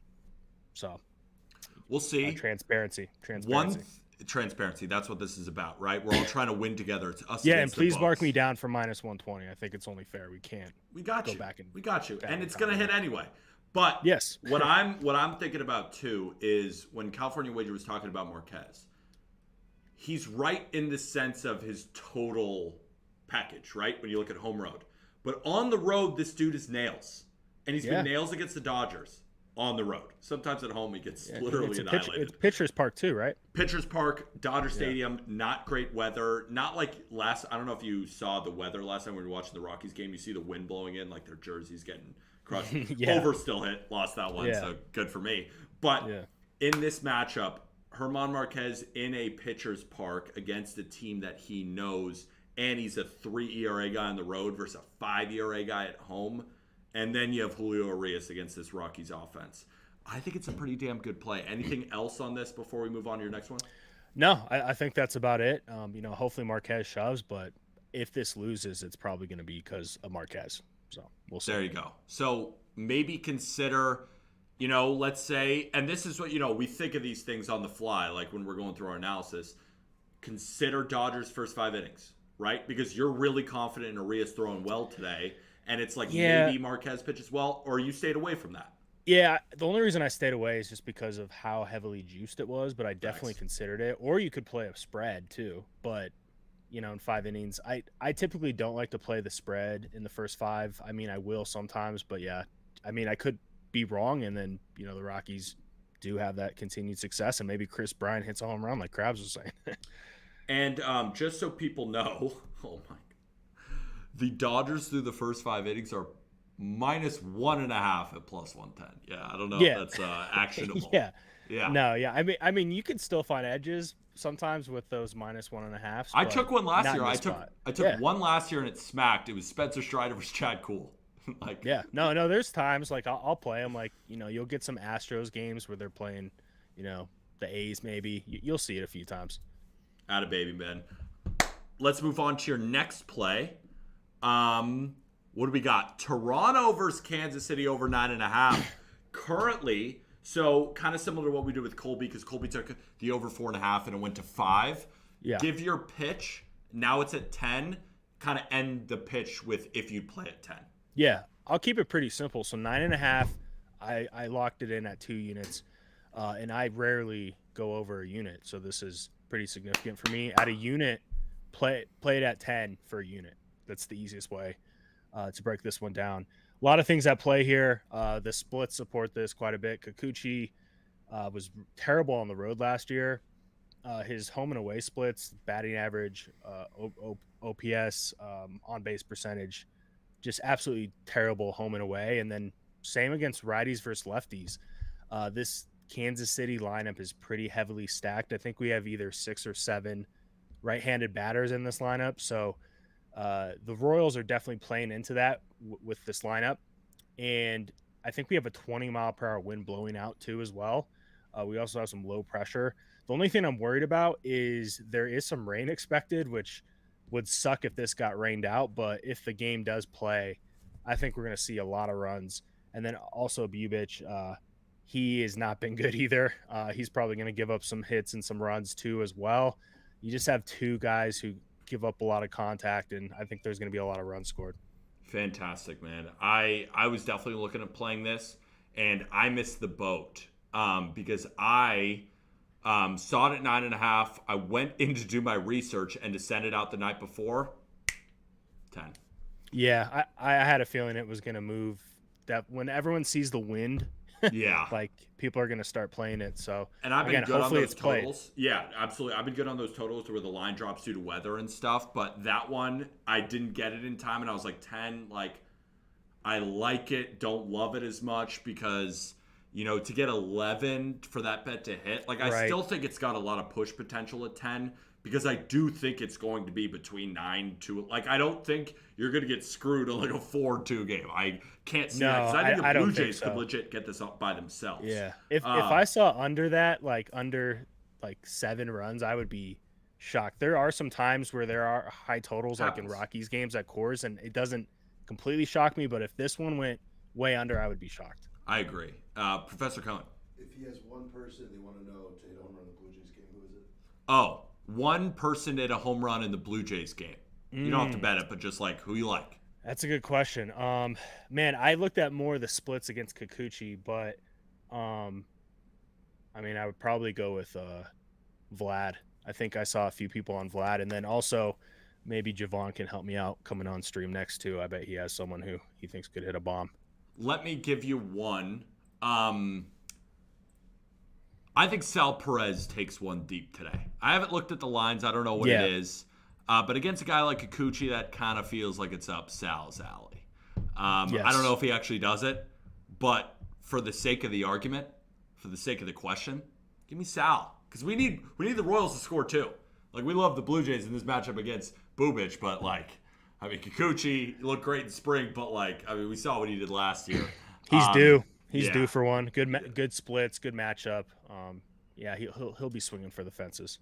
There we go, my man. Any next plays for my friend Ben? Nope. That's all I got for tracking. Another one I just like, I won't give a whole pitch on this, but Bobby Witt Jr. to have a run scored. He's leading off, so I like that one too, but we don't need to track that. You can lock that in though. Just the viewers can. Amazing, Ben. Really appreciate you coming on. Let people know where they can find you on social. Yeah. My handle, Ben_carry_ on Twitter, and then check Nick and I out every day at 11:30 a.m. Eastern, running through the baseball slate on Twitch here. So Ben is not only one of the best cappers I've ever met, but his background is only second to me. And it's way less corp. But we both have sick backgrounds. This is a battle of backgrounds. And good that we're not on opposite place. I got a Degen Weekly. I think he's sending me a hat, so I'm gonna have to post that up behind me too. We love him, my man. Appreciate you coming on, and we'll see you very soon. See you later, Ben. See you later. All right. I see a comment. Books agree. What is it Vlad to go yard? Is it Sal to go yard? Who's when you say books agree, what do you mean by that? Modi Maley. Max Scherzer has a Taco Tuesday prop of 6 strikeouts today. Over? No. I don't know if he pitches that well. I kind of like the Brewers. I didn't play them, but I kind of like them. But this is the same gut pick that gave you the Tigers money line, and they got no hit through 6 innings. So we got to take it with a grain of salt. But, books like Salvi too?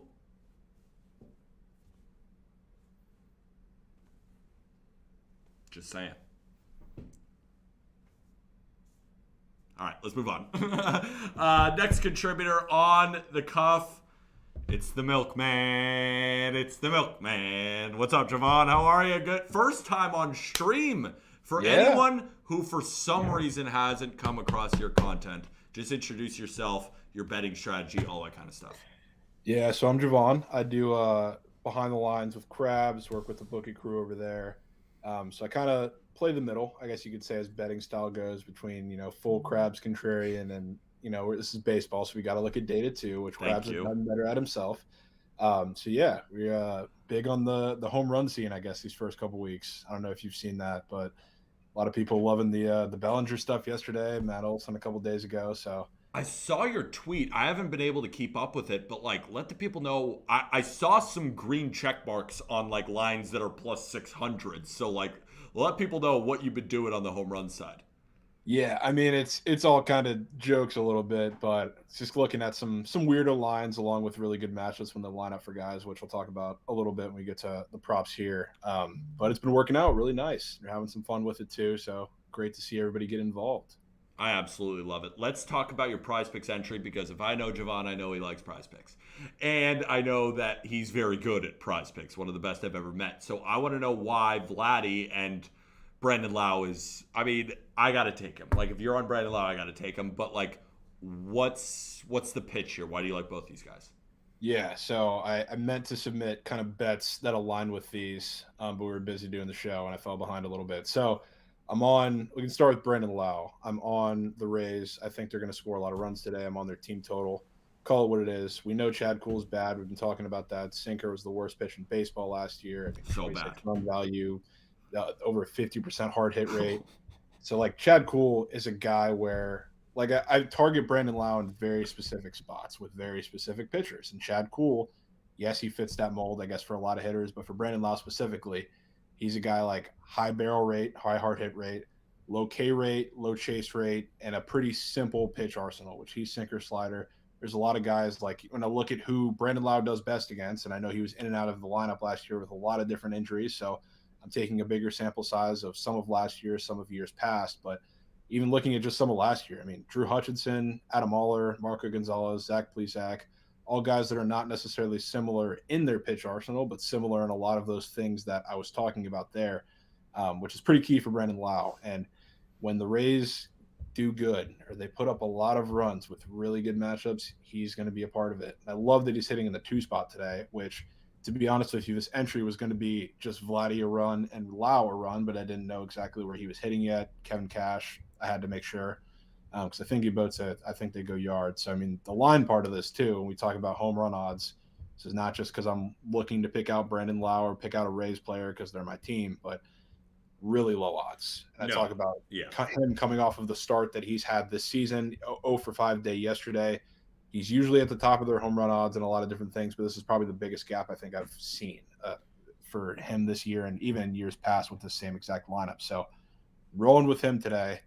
I think he's going to have a hell of a day. I think he's going to go yard probably in the first inning. I'm sneakily, DeGen's got me looking at some crazy stuff because he went crazy with Bellinger props yesterday, hit a little alt line. I'm taking him to hit the first home run in the game. And I think it's going to be a light show in the first inning. So one of the things that I really respect about you and a lot of cappers on this, but we've been making content together for a while, is that your Rays, but you're not biased. You know them. You know when they're going to win, and you're very good at saying when they're going to lose. And I should have trusted your opinion. I texted you, Tigers money line. It was always Tigers money line. And you said, you're on crack. You have no idea what you're talking about. And I said, I got a gut feeling. I got to do it. 0.5 units on plus 200. They got no hit through 6 innings against Jeffrey Springs. But you're not someone who just bets Rays money line because you like the Rays again. But for example, Tomas Romo has been super hot on stream. He's laying the juice at minus 175. You're not a person who usually does that. But for someone who does like the Rays, you said Brandon Lau is going to score today. I assume you think they're going to win, or would you possibly look at a team total, right? Because right now the team total to go over 4.5 is minus 155. You go over 5.5 is plus 105.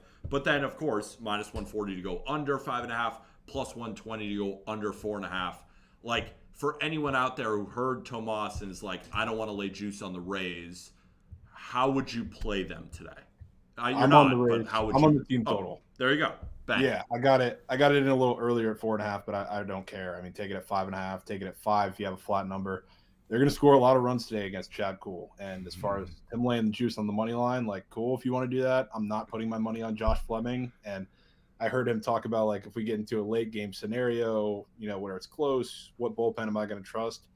Yes, obviously the Rays, but if Fleming comes out and struggles, they're going to bring in a long relief guy and just kind of let him get hit around. So it's not like in that situation, yes, whoever comes out of the pen may be still better than whoever the Nats have, but I'm not putting money in that situation. I just think they light up Chad Kuhl, and I'll just take them to score runs.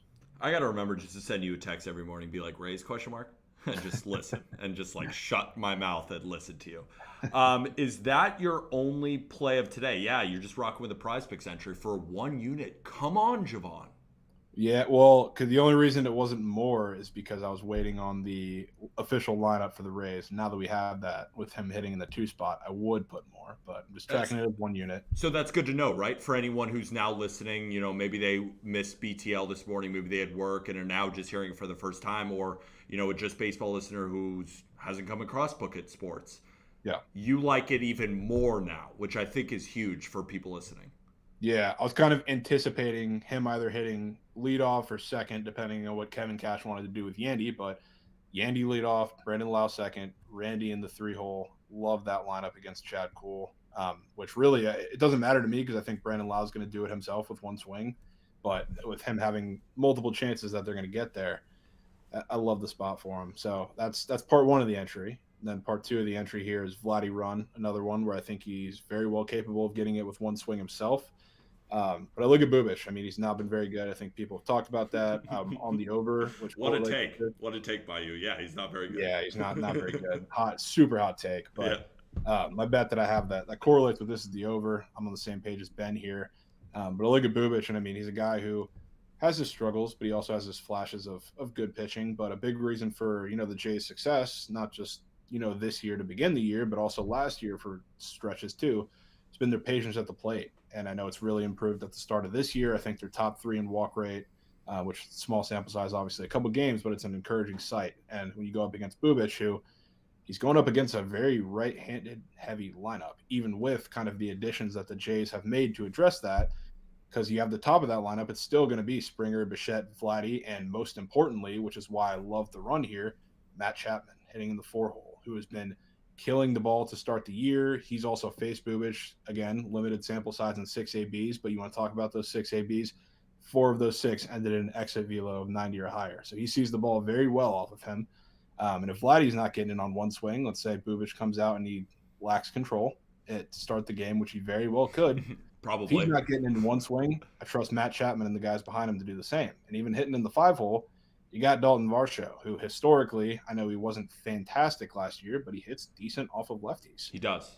It's a lot of, I love runs in that line or that game. I think there's going to be a lot of foot traffic, and Vladdy, if he's not hitting it himself, which I think he's very capable of, I think he is in great position to get driven in by the rest of that lineup. So that's my little 2-piece entry. I mean, I love hearing you pitch and talk baseball. Like it's poetry, it's art. Appreciate you, my man Javon.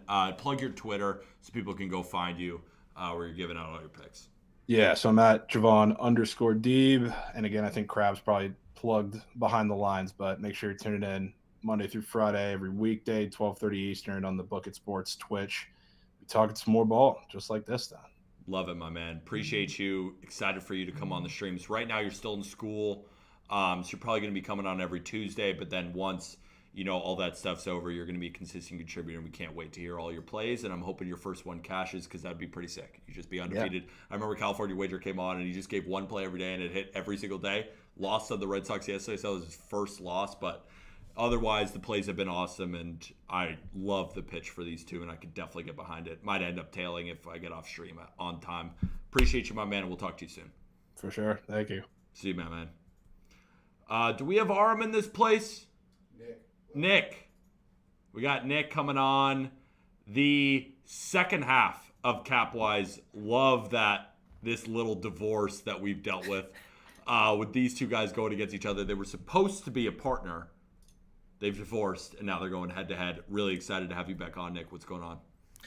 Not much. Just having a good time watching some afternoon ball. Love it. I guess afternoon for me. So now, and I want to pick your brain a little bit because I was the beef who bet on this first 500. Zach Gallen got crushed. But Ben said that you didn't like Gallen. And I'm going to do my homework tonight, but you didn't like him. I just want like a quick 30 seconds minute of kind of why you were like, I don't like him today. Yeah, so I'm a big Zach Gallen fan in general. But during spring training, his fastball velocity was way down. So he sat at, I have numbers up over here, and I just lost them, of course. But like a hair above 94, last year, 94.2 average fastball velocity on the four-seamer. At spring training, 91.6. So like a 2.5 mile per hour drop. He was at 93 in that first start. I was thinking about fading, but they were playing the Dodgers. It wasn't like a great value on the fade. But after seeing him at 93 against the Dodgers, I was ready to fire it up. I played the Padres money line today as primarily a fade of Gallen. And I've been doing the math while sitting in the queue. 92.6 today on that four-seamer, including a couple that sat at 90. So that's where I made the mistake, right? Because I wrote in my write-up today, I was like, I didn't mention that, but I knew it, but I didn't think it would be that big of a deal because with Gallen, I didn't think the velo drop would be that impactful because the fastball's so high spin. Yeah. but like 90th percentile in fastball spin. And that's why he's so dominant, right? Because even at 94, it looks like it's coming in at 98. So I was like, all right, he's been around 93, 92.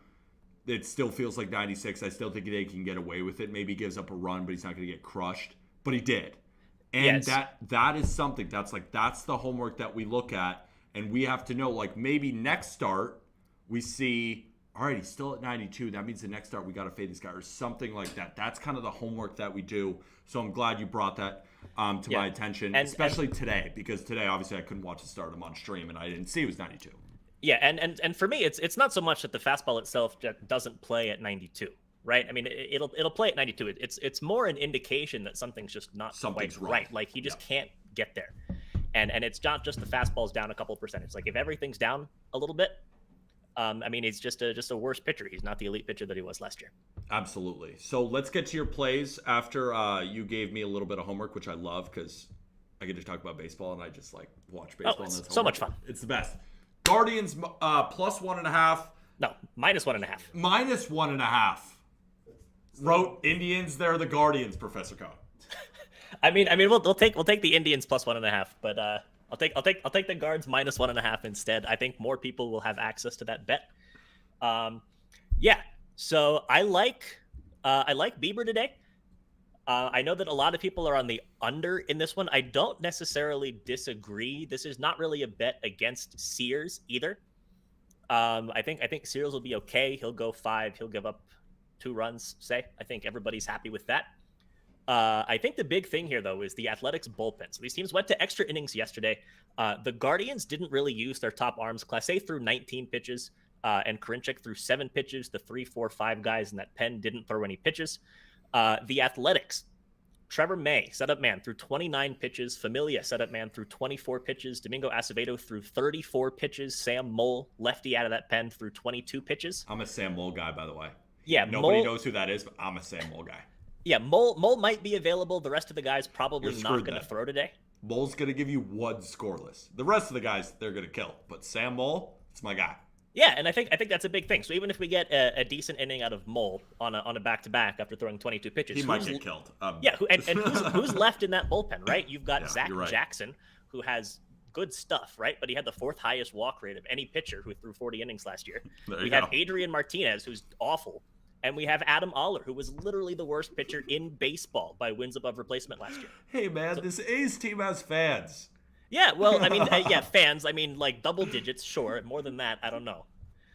But even if Sears is fine, we have bad pitchers coming out of the pen for the A's today, and I think that's where the difference is, and that's why I like the Guardians on the full game run line, as opposed to taking like a first 5 minus a half or anything like that.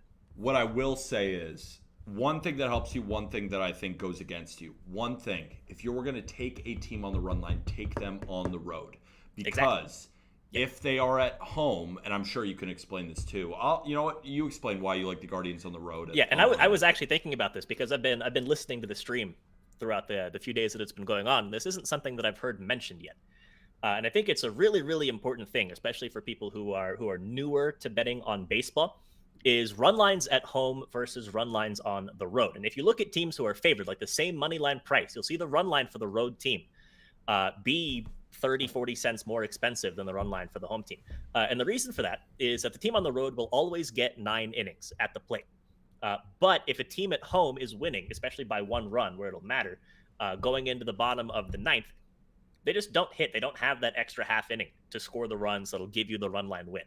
And if you get a game that goes into extra innings, it's very unlikely. You need a multi-run walk-off home run for a home team to cover a run line. Absolutely. So yeah, run lines for road teams are much safer. They're priced that way. It's not necessarily a better value, but they're much safer bets. So that was one thing that points your way. Another thing that points your way is I think Shane Bieber has the best command of anybody in Major League Baseball. Because the fact, like, we're talking about Gallen with his stuff drop off a little bit. Like, Bieber's stuff dropped off. Like, it did. But it doesn't even matter. The guy throws it wherever he wants. He's an artist. I'm watching the game because I was like, all right, he's throwing 89, 90 miles an hour. And I'm like, it's not the 90, 92 that we've seen from Bieber. And I'm like, all right, maybe I should fade him next start because I'm watching him against the Mariners, who have a really good offense. And I'm watching the catcher, right? and he is putting it right where he's positioned every time, every single pitch. It's incredible. He's one of those guys, I don't know if you remember, CC Sabathia went through like some weird changes there where he lost all of his stuff, but then he figured out the location and then he performed a lot better. Bieber, even with the stuff drop off, I was like, this guy could throw 86 and get outs. He's incredible. Like, I am starting to love Shane Bieber even more than I used to. First of all, he's a UCSB Gaucho alum. I'm from Santa Barbara. I watched him in college. Never thought he'd be anything. Like, oh, well, that turned out. He's amazing. I like this play. If you're going to take a run line, make sure that it's on the road. I will always say, if you like a team a lot and you're thinking about taking them on the run line, don't take them at home. Just play them some other way. If you're going to play the Guardians, play them at home. The one thing that I think goes against your play, the first time the A's played against Ohtani, the model said they should win. And I said that. I bet the Athletics on the money line in that game against Ohtani. But this time, I mean, the model's not going to be right on the A's every time, obviously. And the model likes JP Sears, maybe to a fault. But you're said screw that. Like, Guardians are going to blow them out. And my model has the Guardians by a run and 3/4 and doesn't factor in the particular bullpen pitchers who are going today. Amazing. I think it's a good play. I disagree with the model too. Like, the model showed a ton of value, and people are like, oh, play the A's. I'm like, no. Like, I think the Guardians beat them. So I'm not playing the A's. I think the Guardians, while we saw a little bit of a line adjustment, which is tough in baseball, especially with the Guardians, like, there's a couple of teams who you got to watch. A couple of teams where line movements tend to not matter. It's the Orioles and the Guardians, and this is one of them. So I think you're on the right side here. I think the Guardians put out a win because I think Bieber throws a shutout. So your next play on the docket, the Yankees team total over 4.5 against those fighting Phils. Tell us why. Have you seen the Phillies play this year? I have. Not very good. Have you seen the Yankees play this year? I have. Very good. Yeah. So, I mean, I think the Yankees have hit this number in every game that they've played. The Phillies, I mean, have allowed a ton of runs in 3 of 4, and the one that they didn't, they had a master class out of Bailey Falter of all people. Kind of weird. But yeah, so we've got what's his face, Stram on Matt the mound yeah, for the Phillies today. Converted reliever. He's gonna be starting today. Pitch count, big factor here. 65, 70 pitches. Probably we're gonna get, if he pitches well, 4 innings, maybe 5 out of him. If he's like perfect, more likely 3 to 4. He's a lefty. Yankees. Great against left-handed bats. I think they had the third highest WRC plus against lefties last year, and 9 right-handed bats in the lineup today. So every single player on the Yankees has a good platoon split against him. And then after him, we have the Phillies bullpen, which has been atrocious. They've given up 21 runs in 4 games, which I mean sounds absurd, right? I mean, like if a team has just given up 21 runs in 4 games, like their pitching is bad. But if it's just the bullpens who have given up 21 runs in 4 games, that's like next level bad. I mean, are they going to continue to be that bad? Absolutely not. I mean, nobody can be that bad.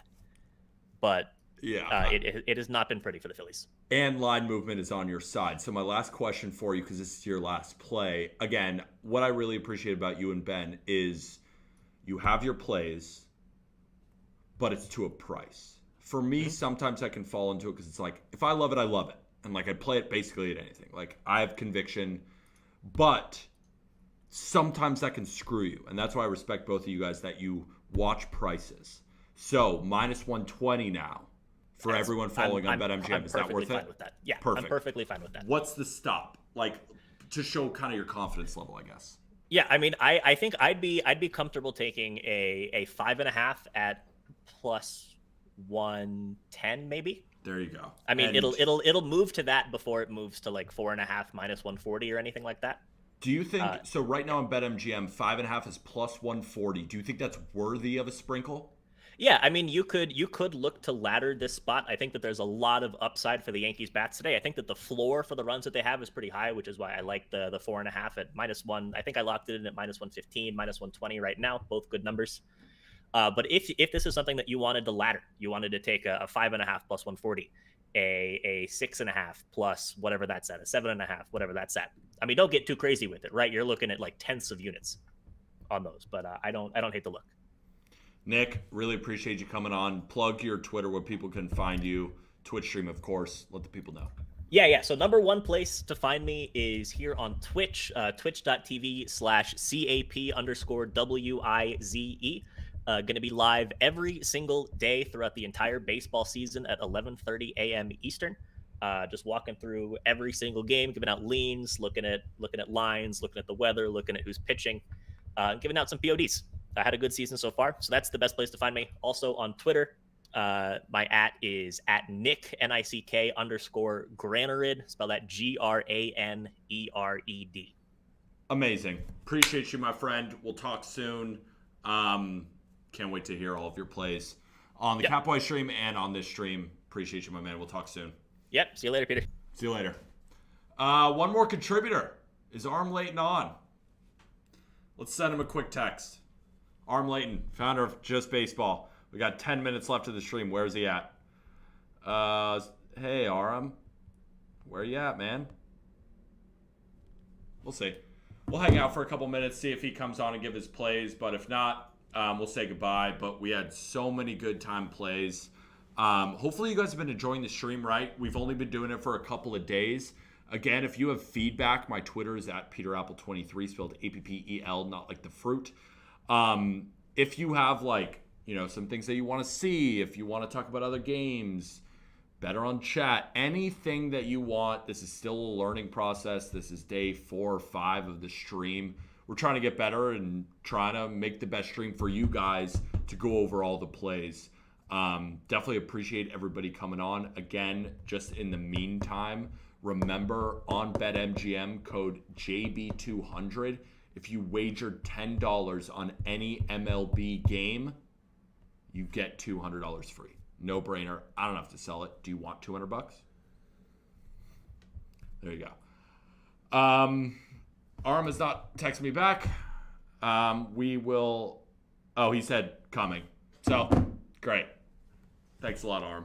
So we'll wait for another minute or two, and we'll get Aram's plays, and then we'll say goodbye. He's probably at Culver's. He liked Culver's. I like Culver's too.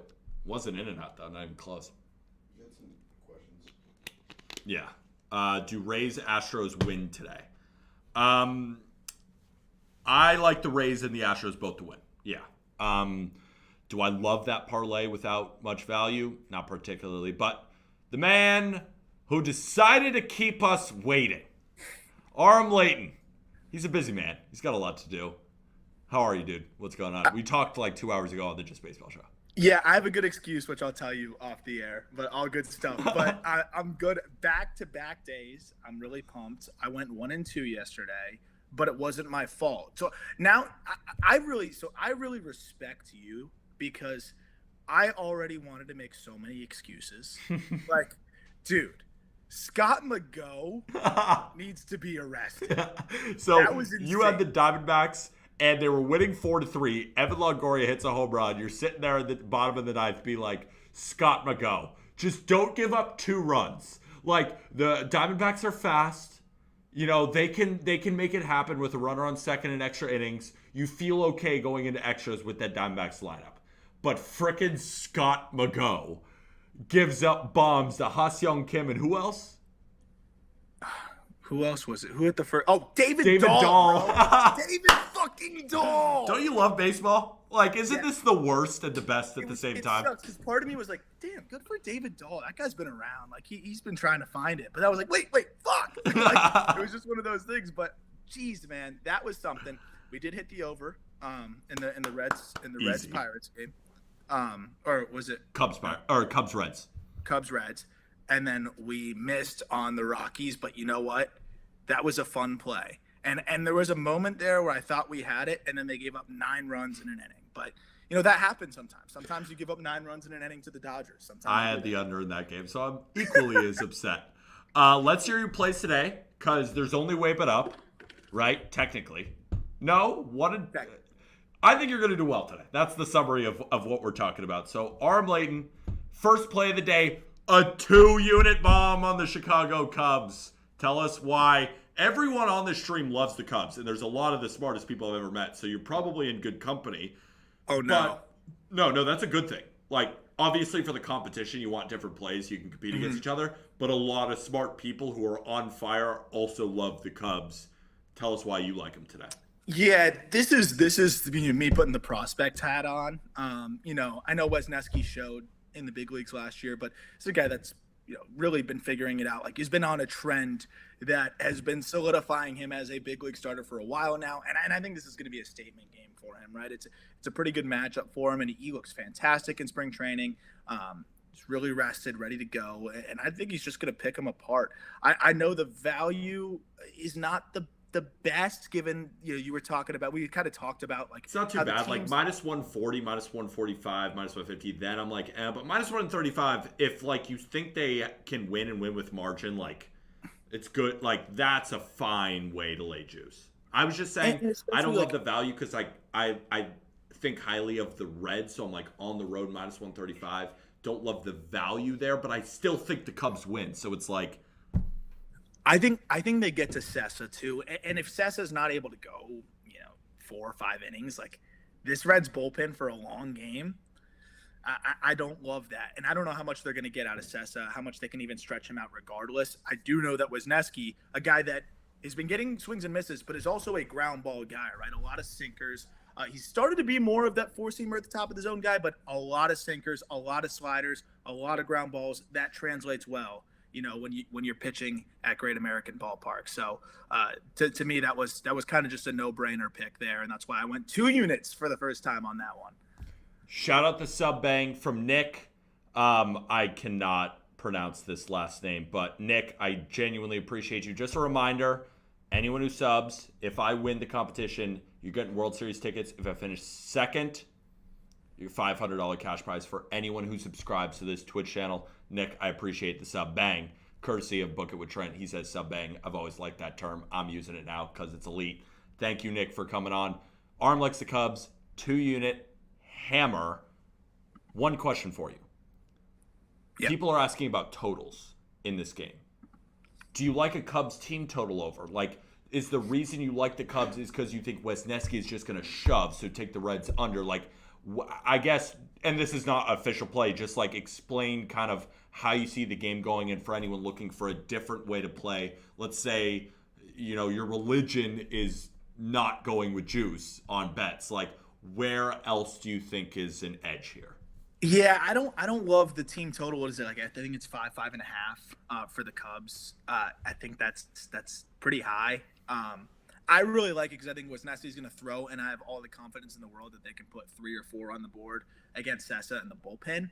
But I don't think this is going to be too high scoring. If anything, I'd almost lean the under. I think it's just high because you have 2 arms that aren't incredibly established. Even Wisniewski not incredibly established in Great American Ballpark, but I don't love the over team total there for them. At 6 runs is a lot for a Cubs offense that's kind of been Jekyll and Hyde, right, in the early going. And you got a home run from Bellinger, but there's just too many weaknesses right now, and I think too many kind of question marks in that lineup. I wouldn't take a team total over for them this early.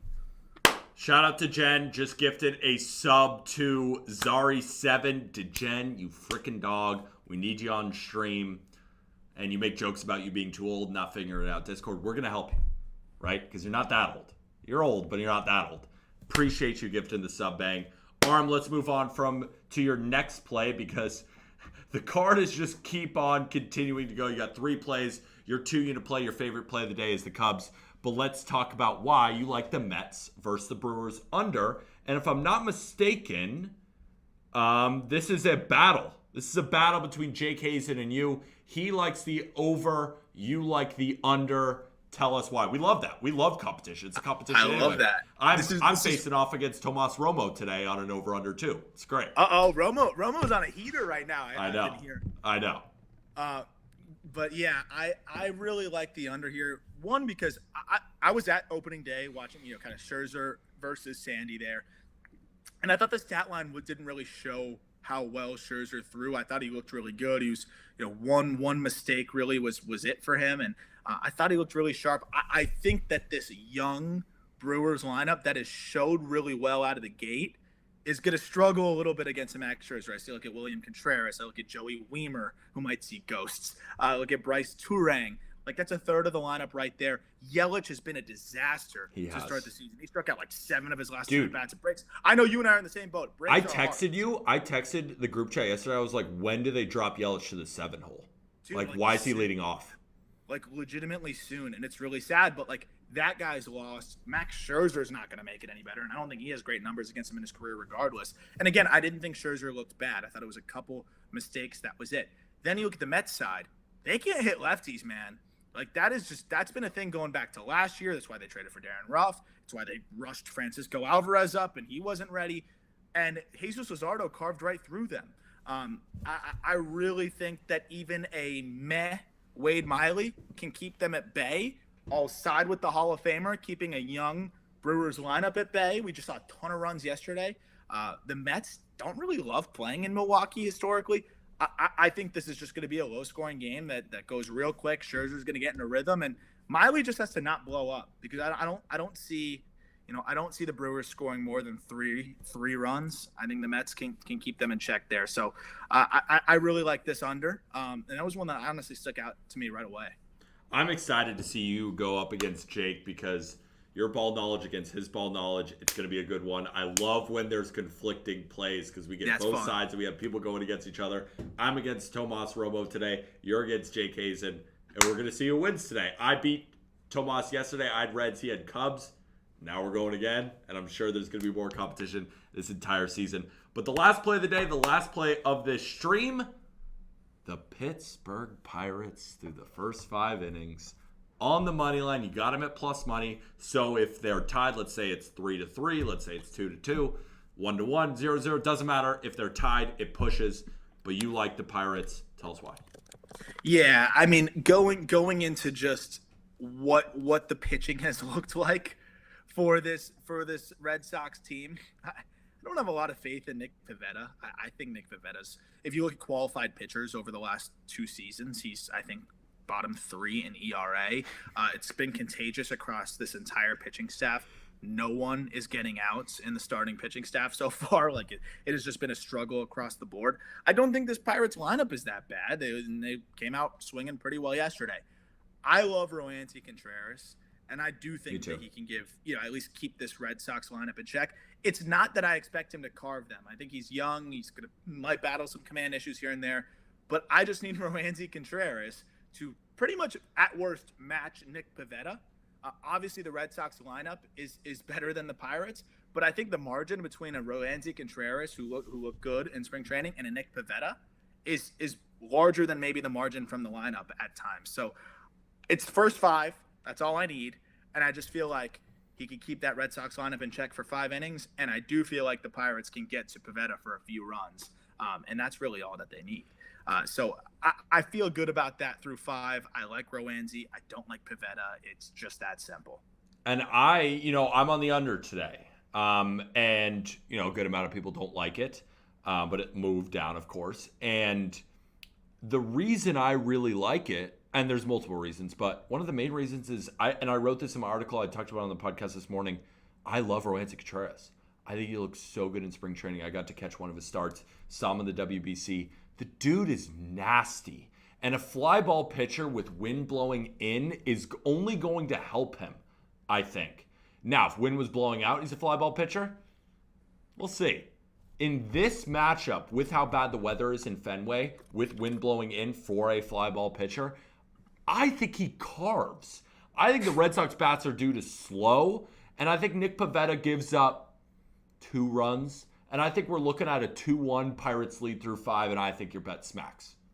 I love that. That's exactly what I'm hoping to hear. And again, like, I don't need much from the Pirates. I need them to run into one, right? Like, I need Brian Reynolds or O'Neal Cruz or fucking G-Man Choi even to run into one. And that's probably all we really need here. So the way Reynolds has been swinging it, the way Cruz has started to swing it, and where they're at there, like, it's just one. And I love Roansy. I really do believe that this is the year that, like, he puts it all together. It's really been more about health and consistency for him, but I think this is going to be a big statement start for him at Fenway. So I'm pretty excited about this one too. Love your plays today, my friend. Let's have some winners. Let's get some winners today. Definitely appreciate you coming on, Aram. For any reason, if someone hasn't seen your Twitter yet, plug your Twitter, plug your socials, which are kind of my socials too, that are all our socials, but your personal. I want people to go follow you personally.